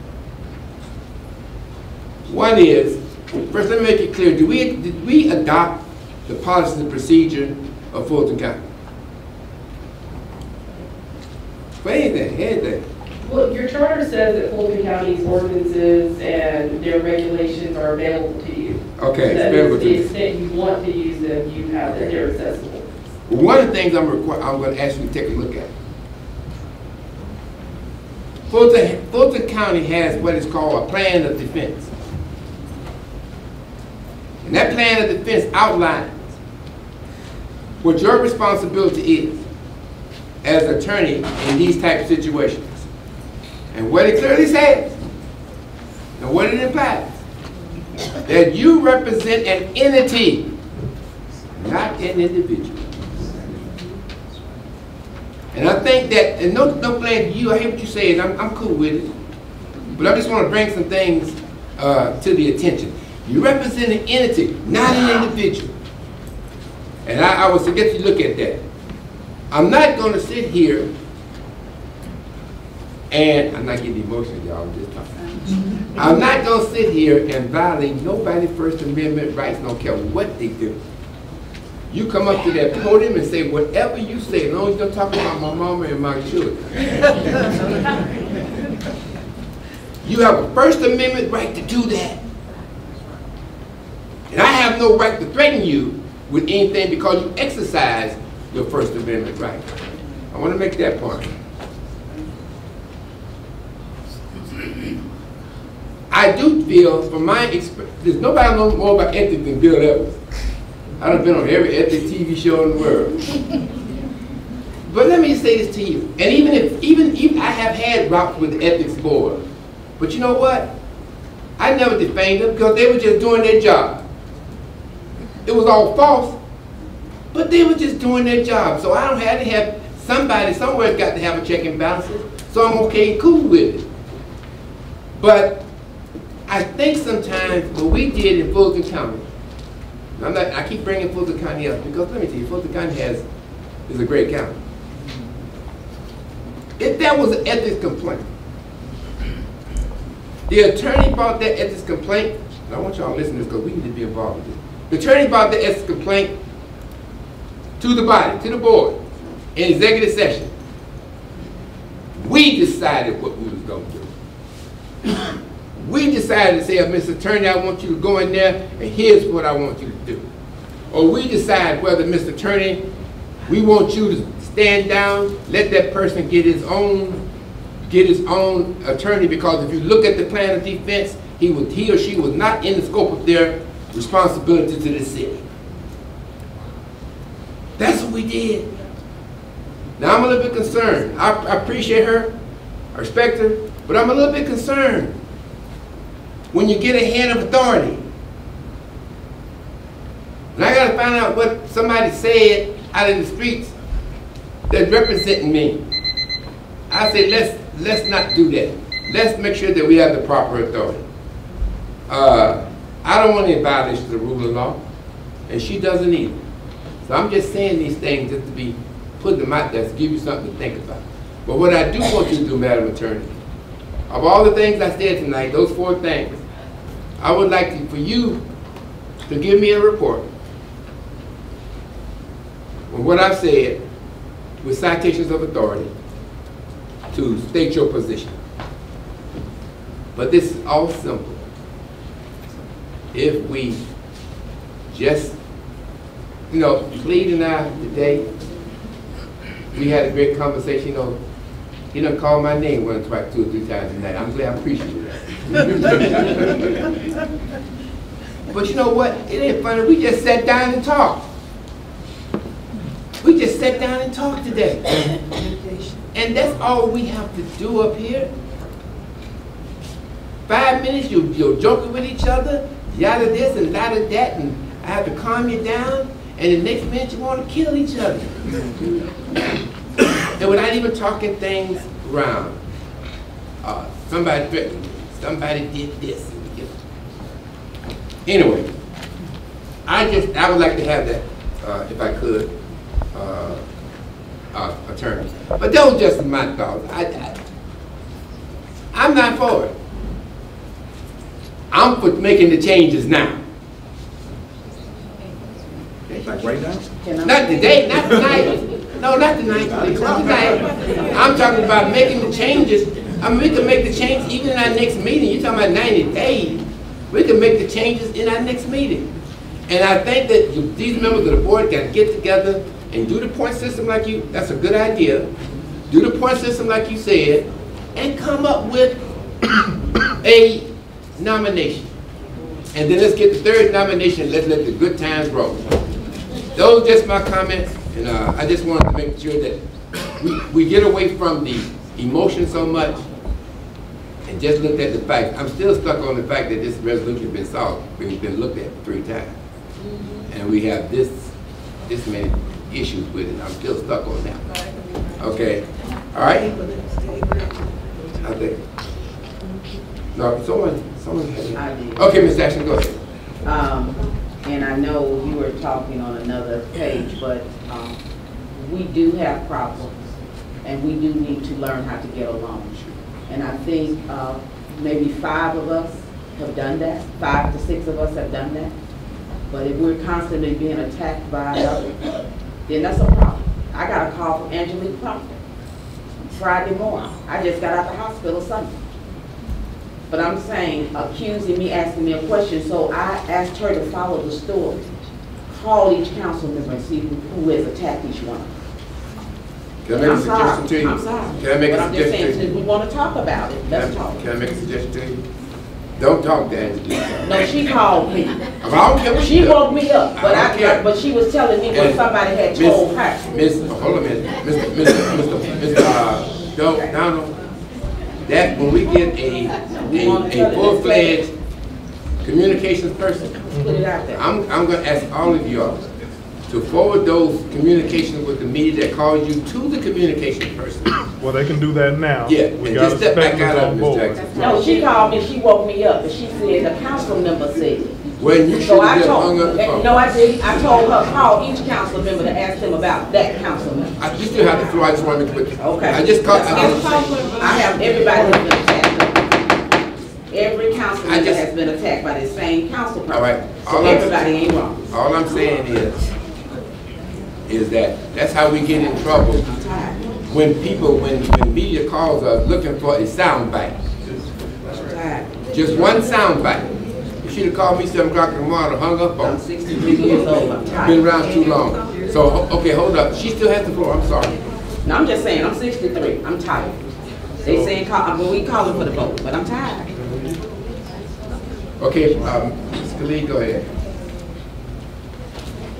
I'd like to make a motion to accept this resolution. I move that we approve this resolution for a moratorium. I second. Properly moved and second. Any further discussion? I'm going to tell you, I ain't happy with the moratorium. Word to the wise. All right. Any further discussion? All those in favor? All those opposed? That passes.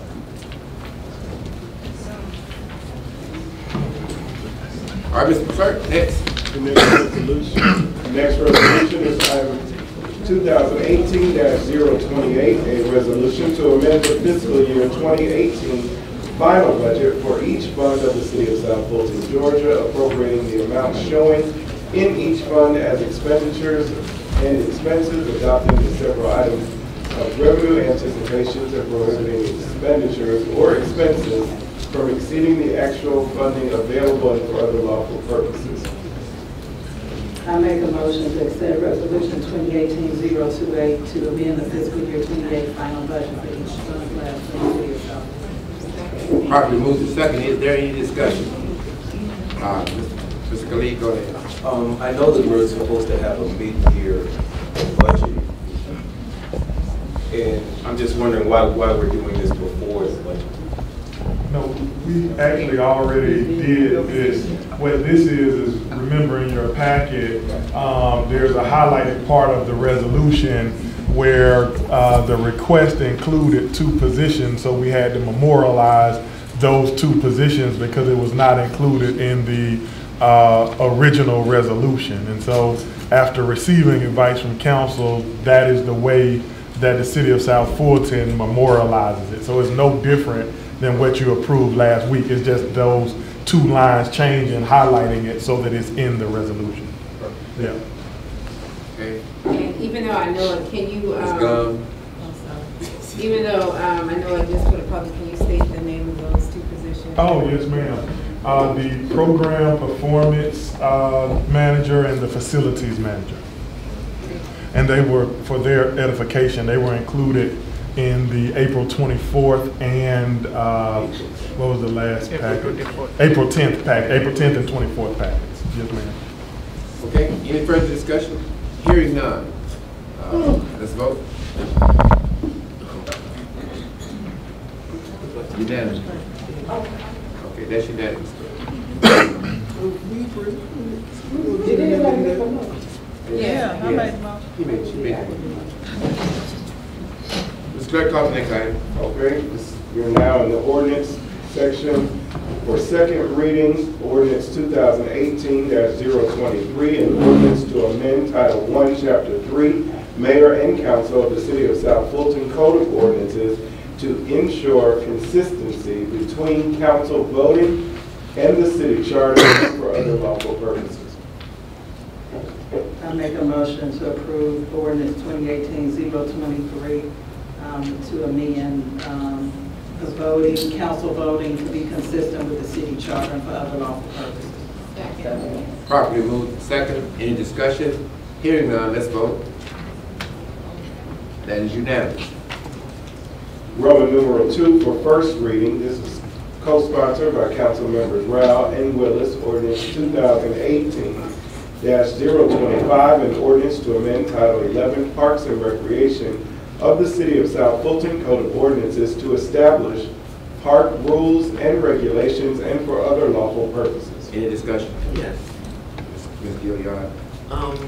So we have a revised document, but it doesn't say what was revised. It's 28 pages, so what was revised?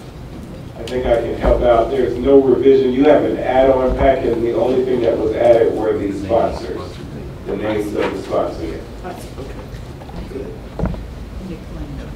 Okay, I think general's the first read, due to the late hour, I think we should just table the discussion the next week. I would like to say that now that you all have the ordinance in your hands, that if you would thoroughly read through it, because we did work with our Parks Director, our City Manager, and our attorney diligently. We did work with them, and there were a lot of things that we updated in the ordinance. I would ask my colleagues to read through it and provide feedback so that the next time we have a council meeting, we would not have so many questions. And when you get finished, I do have one question, Attorney Walker, about the parks and boards. Were these the two that were put together? Are you finished? Well, I had one question. Attorney Walker and Tony, well, maybe, I don't know which one of you wanted to answer this. Is there any way that when people have events at our Parks and Recreation facility, and if they have in their party 50 or more individuals, that we can pass along the cost of security, or they require them to have to pay for post-certified officers instead of the city having to provide that resource? And the reason I'm asking is because, you know, we had an event at Walkmore Park, a lot of events at Walkmore Park this previous weekend. And what I did, I got called from residents about the park, you know, we're proud of loud noise. When I got down there, I did notice that there were several events, and a lot of them had 50 or more individuals at their events. Now, we did have off-duty officers out there, but what happened is the park got so overcrowded, we had to call, you all had to call in additional officers, pull them off the streets to come over and maintain the crowd. And I think that's resources, money, and time that our city should be compensated for when you have individuals coming into our park facility and they're having 25 or 50 more people, and then we have to pull our officers away from actually doing real police, well, I'm not going to say real police work, but, you know, more important police work to come over and maintain the crowd at the park. Good evening, Mr. Mayor and council members. Councilwoman Willis, in section 11-5006, there is a reference to cost assessments that is specific to special event permits. Essentially what that conveys is that anytime there is a special event that is proposed, we will pass around that application to all of the departments that may have to provide resources and ask them to detail staff hours and other resources necessary for that event, and we pass that cost along to the event organizers. That reference is specific to special events. As it relates to what you and I both saw on Sunday at Welcome All, those do not fall into the special events category. So your point may be something that we can consult with the city attorney to see if there's some modification that we can do for standard pavilion rentals that exceed 50 members or 50 participants, because your point is very valid. It requires additional resources way beyond what the city should be paying for if someone decides to have an event that ends up with 200 people. In the days of social media that we're in now, all it takes is a few Instagram posts and a couple of Snapchats, and before you know it, something that started out with 25 people ends up with 200. So it's a very valid point that we'd have to figure out if there's a way to address that in the ordinance as proposed.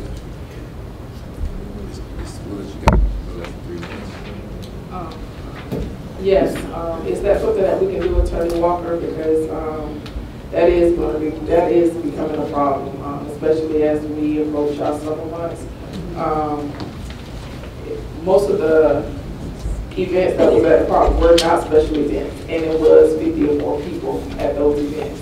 And we really need to look at, making sure that we, as they have to pay for permits up front for music and a rental of the pavilion, that they also have to pay for a cost of security, like maybe a police officer per so many people. Well, one officer per 50. I would defer to Chief Rogers to kind of give us guidance as to how many officers are required for how many people. Because some municipalities do that. They do that if you have a large event, and it doesn't fall under the special event category, but if you're going to have 50 or more people, they require you to pay for law enforcement up front. Yeah, that is correct. Several of your neighboring jurisdictions do that. You can legally do it. So I will confer with Tony and the police chief, and I'll get a number that he thinks is reasonable, and then we'll update the ordinance to include that in your next review. You have about a minute and a half. That's it. Okay. Ms. Gumbs? So in the current ordinance, are you proposing that for cleanup, is there a fee for that? When they get the special permit, they're going to have a cleanup fee? So there is the cost assessments that I mentioned to you earlier, which would include all city expenses go into that cost assessment. So the Parks Department, that permit would route to the Parks Department, the Police Department, Public Works, any other department that may have to provide services for this event, including cleanup, and those costs are passed along to the event organizer. So there's not a fixed cost?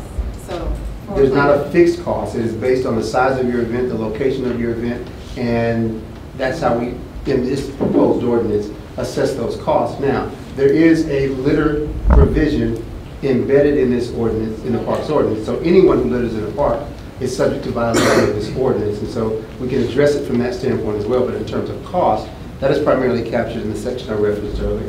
So when we're discussing the cleanup, because I rode by the park on Monday, and I was kind of like, what is going on? But welcome on, and I was like, well, I know Councilwoman Willis is losing her mind. But how do you combat that? Because you're saying that those groups that were out there were not, they didn't have a special permit. They were not special event permits. The groups that were out there began as what we call pavilion rentals. There are 3 pavilions at Welcome All. The fee schedule provides that citizens of the city can rent those pavilions on a first-come, first-served basis. Typically, it's for things like family reunions, birthday parties, things of that nature. But it starts off as something that basic, and then it turns into what we dealt with on Sunday, which was a park that was overrun and had, at one pavilion, there were probably 200 people, minimum. And so the trash that comes with that, our staff in Parks Maintenance spent 3.5 hours cleaning up the park on Monday. That's 3.5 hours that we didn't have to do other things we would have done had that not been there. So again, there may be other means to address this in the ordinance. I'll defer to Mr. Manager. So could we go back and find those people for all that work that we had to do if they did an application for the pavilion? So I would say there are a couple of things. I think the first question that Councilmember Willis asked about adding those additional fees, actually the citation that you just noted, because of how the assessment is done, you could actually incorporate those costs at that point. And so that's just an administrative function that we have to do. You look at who is making the rentals, and then you assess fees based on what they're proposing. But let's just say now I think if we were completely honest, this weekend did not completely have anything to do with those folks in the pavilions. It was additional people, folks saying, hey, meet me at the park, and they coming and turning up and littering our place. In the instance that it would have been those folks that are in the pavilions, you have their names on record. And so one thing is you just don't rent them a pavilion, or when they do, you assess those additional fees. Secondly, those folks that just come to the park because it's a beautiful day, it's Mother's Day coming up, or whatever else they want to do, we do have to account for that administratively and know that we have to do additional cleanup. I think that's why when we did the budget amendment, we requested the ability to be able to do some additional contracts to support within the parks budget. If we're being very forthcoming, if you look at the parks budget, it's adopted, but we don't have parks yet. So we should have additional funding to be able to address this during FY18. During FY19 budget formulation is something that we're going to include as well. So they're kind of two different conversations. One, anybody who rents in the manner that they're supposed to, then we assess those fees, and you have given us the flexibility in this ordinance and put the responsibility on Mr. Phillips to appropriately assess who is renting and make sure we charge them appropriately. Secondly, completely second, we also have to be good stewards of the park and know, hey, look, it's the Sunday of Mother's Day and people are going to be at our parks. And so we need to issue additional cleanup people or additional services, or have additional security on site. And so being able to, one, charge people more and include the cost of police, that's one thing. And so that's for appropriate rentals. For just, hey, look, it's a public park. We want as many people coming out and enjoying it as possible within the rules and regulations. And we have to make sure that administratively we're addressing the cleanup, the police, and everything as such.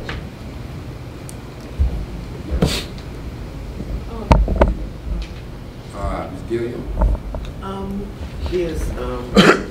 There's reference in section 11.202 that says the city manager is charged with the responsibility of executing the city's master park plan. So we wrote an ordinance to develop a master plan. Is that the master plan that's being referred to here, or is this another plan? Well, so I know that the parks is required to have a parks master plan.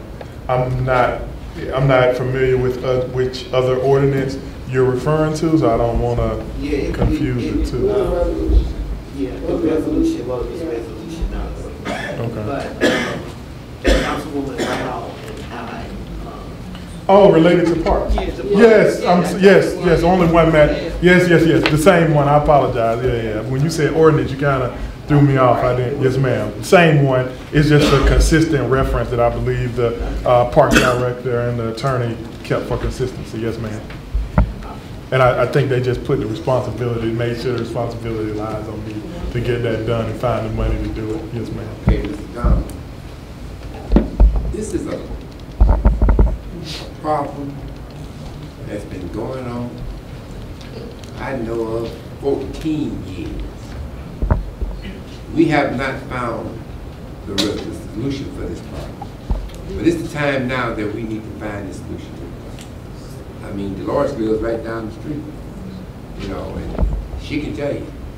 I mean, 18-wheeler, what do you call it, figure eights? Like, 18-wheeler did get stuck in there. But those ATVs, they doing wheelies and all this kind of thing. You go down the road, you see the skid marks. It's just crazy. So let me offer one suggestion when you talk about fees. That maybe when a group, a large group, does a pavilion time, maybe they have to pay a bond. Maybe we'll set a bond that says, you give me $300 bond, and once we go out there and Madam Attorney, and inspect the pavilion, and we find that you've done everything right, I'll give you your money back. Like a maintenance deposit. Well, what do you call it? Maintenance, I'm just saying, you know, I might be in the But I jail. get exactly what you're saying.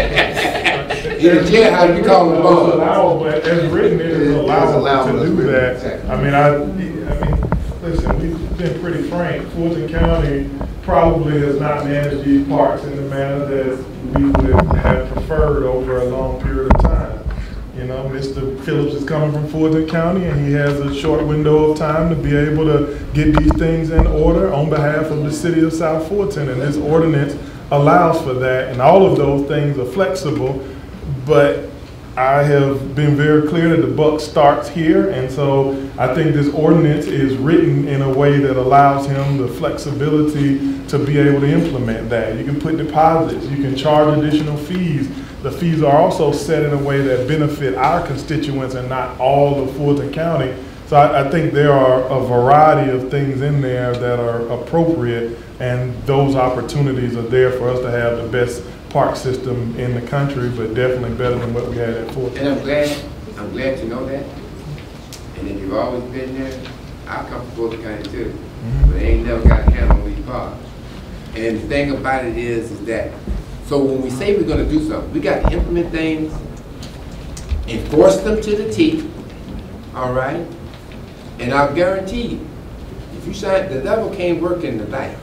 And if we shine some light on them, and a lot of these people don't even live in our neighborhoods.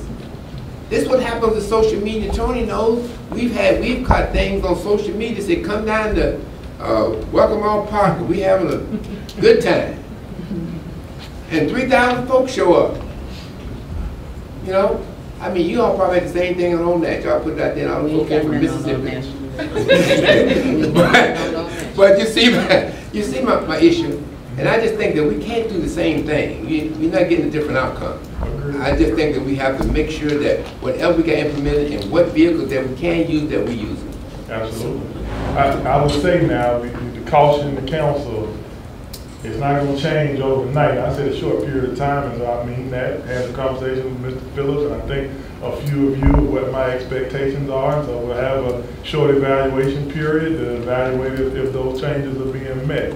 But I would also say that we got to make sure that we're connecting the dots on certain things. We've got a couple of different demographics that utilize the parks, and we don't want to be restrictive on people as they come to the parks as well. Having a full park, a very full park on the weekend is a good thing. And so if people behave appropriately, comply with the ordinances, and they're not doing donuts and ATVs, then we want to have full parks with plenty of traffic in a manner that we can manage. That is real good. You know what you're working with, right? I got Miss Gilyard and Miss Jackson. I just want to know if the fees and all the money is being collected centrally and it's not decentralized. Oh no, Civic Plus is the only way that we are allowing our parks to operate. And again, that was another reason why we wanted to move up to the 28th instead of the 4th, because if it was the 4th, then they have to operate in the same way that Fulton County was. If it's on the 28th, then we've already put our rules and regulations in place, and Mr. Phillips and his team will comply or. Okay, thank you. All right, Ms. Jackson. I'm trying to go back. You just said,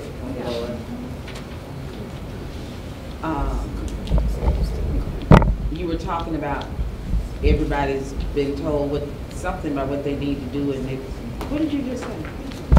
Oh, I think I said that Fulton County has operated in a different manner than what we expect at the city of South Fulton. So we've already spoken with our parks director and how we're expecting him to ensure that the city of South Fulton's park administration is operated at a higher level. So I mean, just to be quick, one example, you've got, the associations, right? I forgot what we're calling them, but we've got these associations that have had rules and regulations for a long time. I won't put his name out, but a good friend of mine he has some kickball organization, and he's been operating at Fulton County and allowed to operate certain ways. And he said, man, this Tony Phillips guy is introducing this new thing, and it's gonna hurt me as an entrepreneur. I said, well, brother, the law ain't changed. We ain't changed nothing in the ordinance. It's just what they're doing now is making sure that under City of South Fulton, you got to comply with it.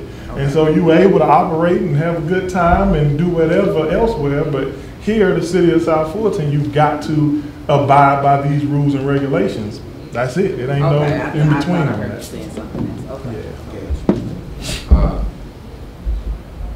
Willis, and then Councilman McQueen. So City Manager, I know that what you said sounded real good. Yes, typically we would want a full park to be a good thing, but unfortunately for the Welcome All community, that has not been a good thing historically. A full park to us means that our park is going to be trashed, our streets are going to be invaded with ATVs, you're going to have your kids going to the park and be exposed to open containers, weed, smoking and cigarette smoking, and all of that was witnessed, and I saw with my own eyes on Saturday. On Sunday, when a resident called me out of my house with a complaint. And so things can happen overnight, because last year it happened, and what happened was that our police department provided additional security at the cost of our city, and it drastically changed when the message got out that we were not going to tolerate that type of behavior at Welcome All Park.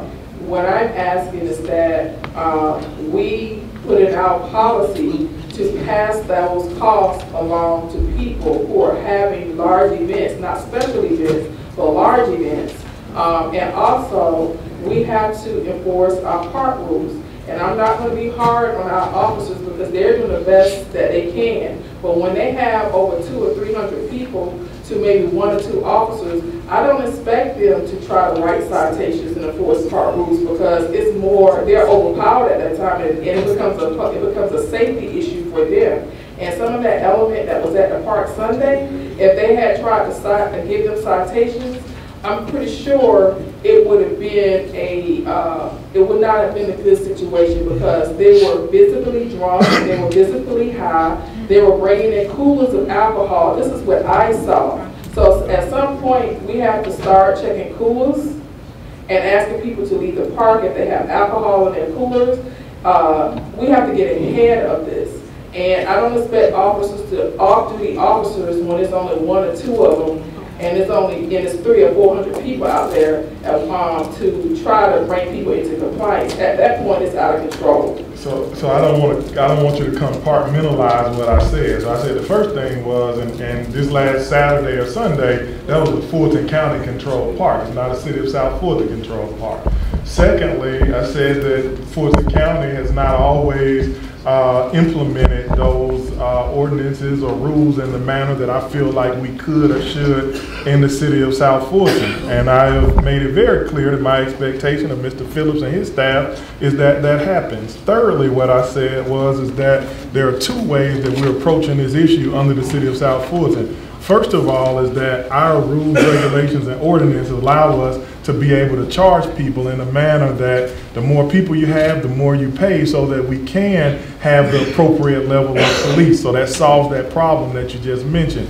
Fourthly, the other piece that you mentioned, because again, we want to tie these things together, is that we also are responsible for investing when we know that there is going to be a higher level of traffic and have the police there.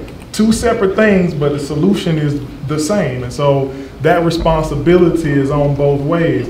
We know somebody rents the park or that they're utilizing the park and they're within reason, then we charge them to make sure that it's carried out. But we also can't do like others have done in the past and turn our eyes away from it and say, look, if it's, I don't know, Memorial Day weekend, I think it's a no-brainer that the park is going to have a lot more traffic.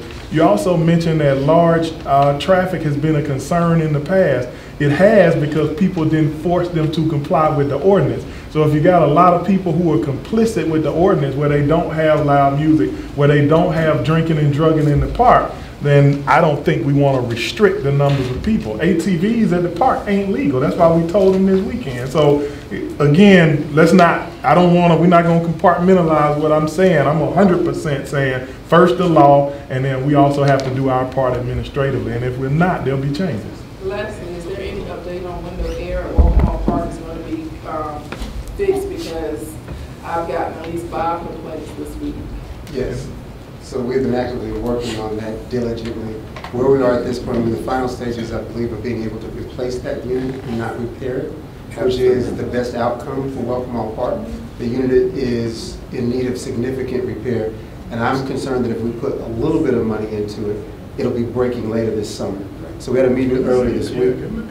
So the cost for that is about $276,000, as opposed to an $80,000 repair. So given those two choices, we've advocated with the county to say we'd rather replace the unit than fix it. It's been problematic every summer for the last 3 or 4 years because it's 25 years old.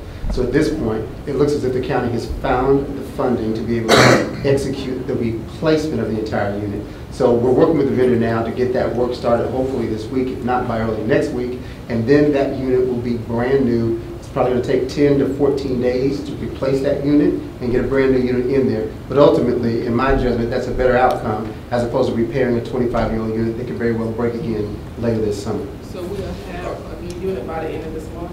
That's the plan, yes. Okay. Willis is being very polite, but he still works for the county right now.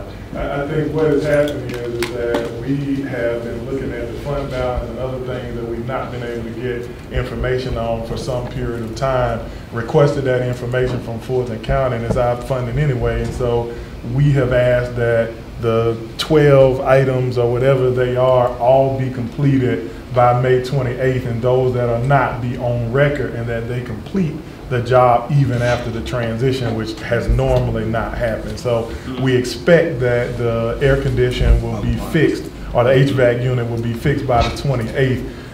There may be a delay in ordering or whatever it is, but it will be fixed as a part of the transition. Okay, I'm going to take 2 more, and that's Mr. Khalid and Ms. Rao, and he has to leave. Okay. You gotta go for here. Oh yeah, go ahead. In those final discussions with the county and closeout, please don't forget Sandtown, because there is no air. No air. Ain't been there for a long time. And it is unbearable. I think that's included in our work plan, right? It's on there. Mr. Khalid, go ahead. It's on there, yeah, it's on there. A couple quick things. I know people want to leave. We don't have to debate them, but I just want to put them out there. One is line 138.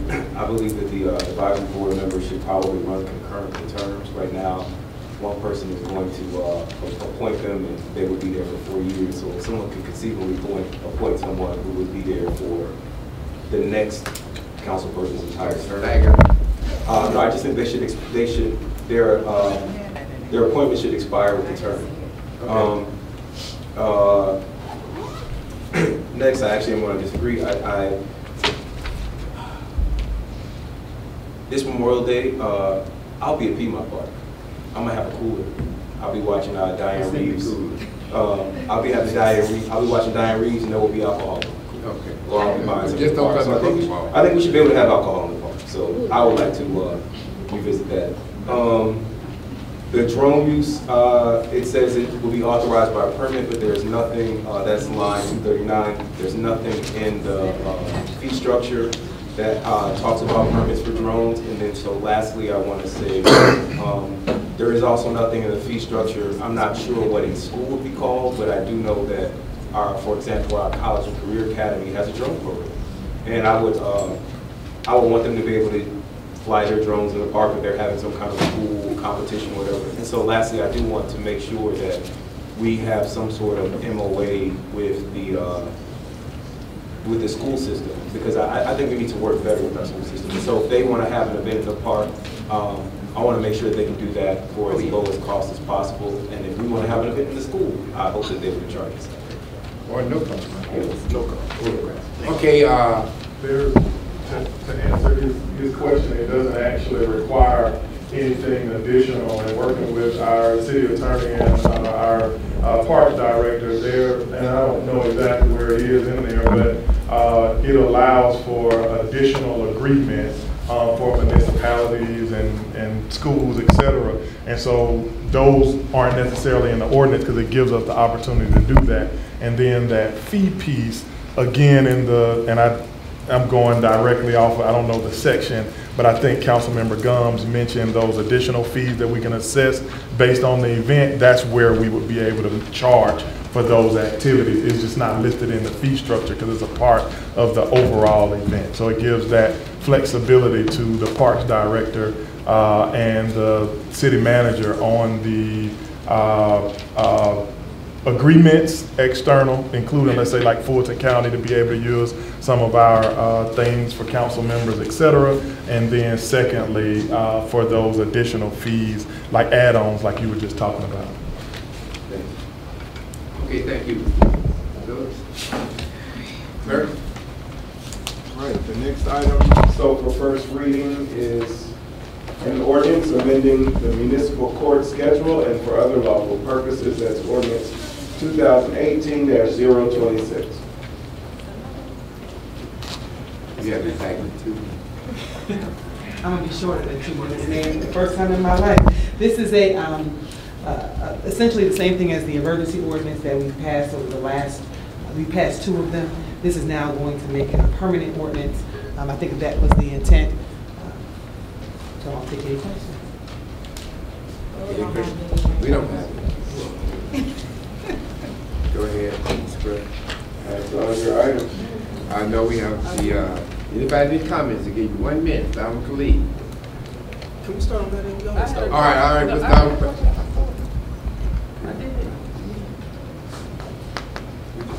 Why don't you take a sidebar when you get outside, okay. All right? Go ahead, Mr. Baker. 1 minute. Real quick, thanks to everybody who came out to 1 year at Glasgow National. We had a great turnout at the program. I'd like to thank our city manager, Mr. O'Donnell, for assisting with the career day. I attended 2 on last week. I think it was Thursday. SL Lewis, as well as Oakley Elementary, and the fire, as well as the police department, the presence, the trucks, and everything. Kids really enjoyed it. The teachers were very excited, and we were able to accommodate them in a short period of time. Our IT program still shoot me an email or give me a call in reference to that for people ages 18 to 24, $36,000 starting salary after 6 months. Next Level Boys Academy, I'll be there Saturday from 8 to 11. And my 3rd annual Brothers United camp from June 18th to the 29th, $100. And we're going to be doing fitness, arts, music, engineering, technology, and a lot more team building exercises. We climbing Stone Mountain, and we're feeding the homeless as well. I got 2 seconds. No, you know, Thank you. Ms. Jackson, go ahead. Okay, again, I want to thank everyone for coming out to our Thursday's 1 year at Glance at World Changers. We did have a great turnout, and thank you, our city manager. Everyone has just commented about the information that they received from our department heads. And I also would like to invite, well, not invite, but let you guys know that we are having our first annual senior gala at Prince Hall on Old National Highway. It will be on May 24th, and our mayor will be our speaker for the evening. Ojita Penn will be one of our entertainers during dinner. We're gonna have, what'd you say? Okay. You got 14 seconds. Oh, I don't. Ojita Penn will be our entertainer for the evening, and our seniors will wanting you to come out and just enjoy yourself, free for all. Thank you. All right, Ms. Willis, you got a minute. I don't have much. I want to thank our welcome all. I won't say welcome all. The legislators, state legislators, were coming out to Welcome All Park and providing a legislative update. There was a lot of information given, and remind everyone that we will be getting our tax assessment notices this month. And please remember that there will be a significant increase in tax assessments, and it's not due to the city of South Fulton becoming a city. It is because we have been undervalued for over 10 years or more, and now we have to catch up. And so please be mindful to call the Fulton County, your Fulton County Commissioner when you get those tax assessments, and I will be partnering with Commissioner Arrington at Walkmore Park to do an appeal session, education session, and you will have the ability to do appeals like the last time the assessments were coming out. Right. Thank you very much. Thank you so much. Ms. Gunn? I want to thank everyone for coming out to District 2's Town Hall meeting on April 30th. We had a really good turnout. I want to thank our city manager who wowed the crowd, and also our interim police chief, Michelle Rogers, Chief Buell, who is not in the audience, and also our municipal judge, Ms. Judge Sullivan. So it was a good turnout. I got a lot of great compliments from our community and the residents. They're excited in one another, and I don't know what they know, but I think we kind of covered everything. I have 15 seconds. But also to keep up to date on what's happening in District 2, please make sure you either follow me on Facebook at Crumley Gumbs without the L, or you can text D2 News to 8828. Thank you. Okay, Ms. Gilyard. Well, I think I did it wrong. Did you get it wrong? We'll try again. D2 News to 22828. All right. Thank you. Ms. Gilyard. Today really could have been a bad day. First, but let me thank everybody for coming out. Let me do that first. But it really could have been a bad day. And I looked at my phone, and I got a newsletter from my colleague sitting here. And it was a really long newsletter, and everything in it was positive about everything the city has done, and more importantly, what District 2 is working on. And it made my day because it was just so positive and so cheerful. So I just want to start out by saying that and thanking her for doing that. But anyway, last night, our attorney and public works came out to our Cedar Grove meeting and made presentations, and it was excellent. People really, really got a lot of questions answered. And next month, our county manager is coming out. I don't have enough time to talk about my events, but I'm having another one next month. Mr. Cooley. All right, thank you to the Girl Scouts for remembering our anniversary and for the cookies. Thank you, Ms. Walker, for bringing those. You all know, I mentioned it earlier, but Old National will be doing in combination, in concert with the Merchants Association, we will be doing this economic development summit. We will have executives from Aerotropolis and the Grover Company there, as well as some downtown development authority experts to talk about how we can develop our downtown. And as Stormy mentioned, we will be looking at the common plan and have a common period on that. That is Saturday, June 9th at 12 o'clock. I got a text thing too, inspired by my colleague here. You can text Fulton to 444-999. That's Fulton to 444-999. Sign up for my newsletter to find out more information on that event. I want to thank our mayor for a shorter schedule. We've heard that our meetings are a little long, so we're trying to, we're going to get out by 10 o'clock tonight. So thank you, and South Fulton forever. Good night. God bless. And all of that. Yes. Can I give you one thing real quick? Because I saw this gentleman in the audience, and I don't want him to get in trouble. I don't know if he left or not, but I mentioned kickball because I was trying not to talk about basketball. There's actually AJ, I thought I saw him. He does kickball, and so I don't want people to think he's the guy who's doing bad business. I was trying to shield somebody else, and I thought I saw him leave, so I wanted to make sure that I didn't throw him under the bus, under the record, because he's actually the kickball guy for the city of South Fulton. So I didn't, it's actually a friend of mine who I will not name, who does basketball with Fulton County, who's kind of been out of pocket and gave a call. So I didn't see him, but goodness, that I didn't want to, on television. I got you. All right. All right, I'll entertain a motion. Second. I'm moving second. Vote. Good night, everybody.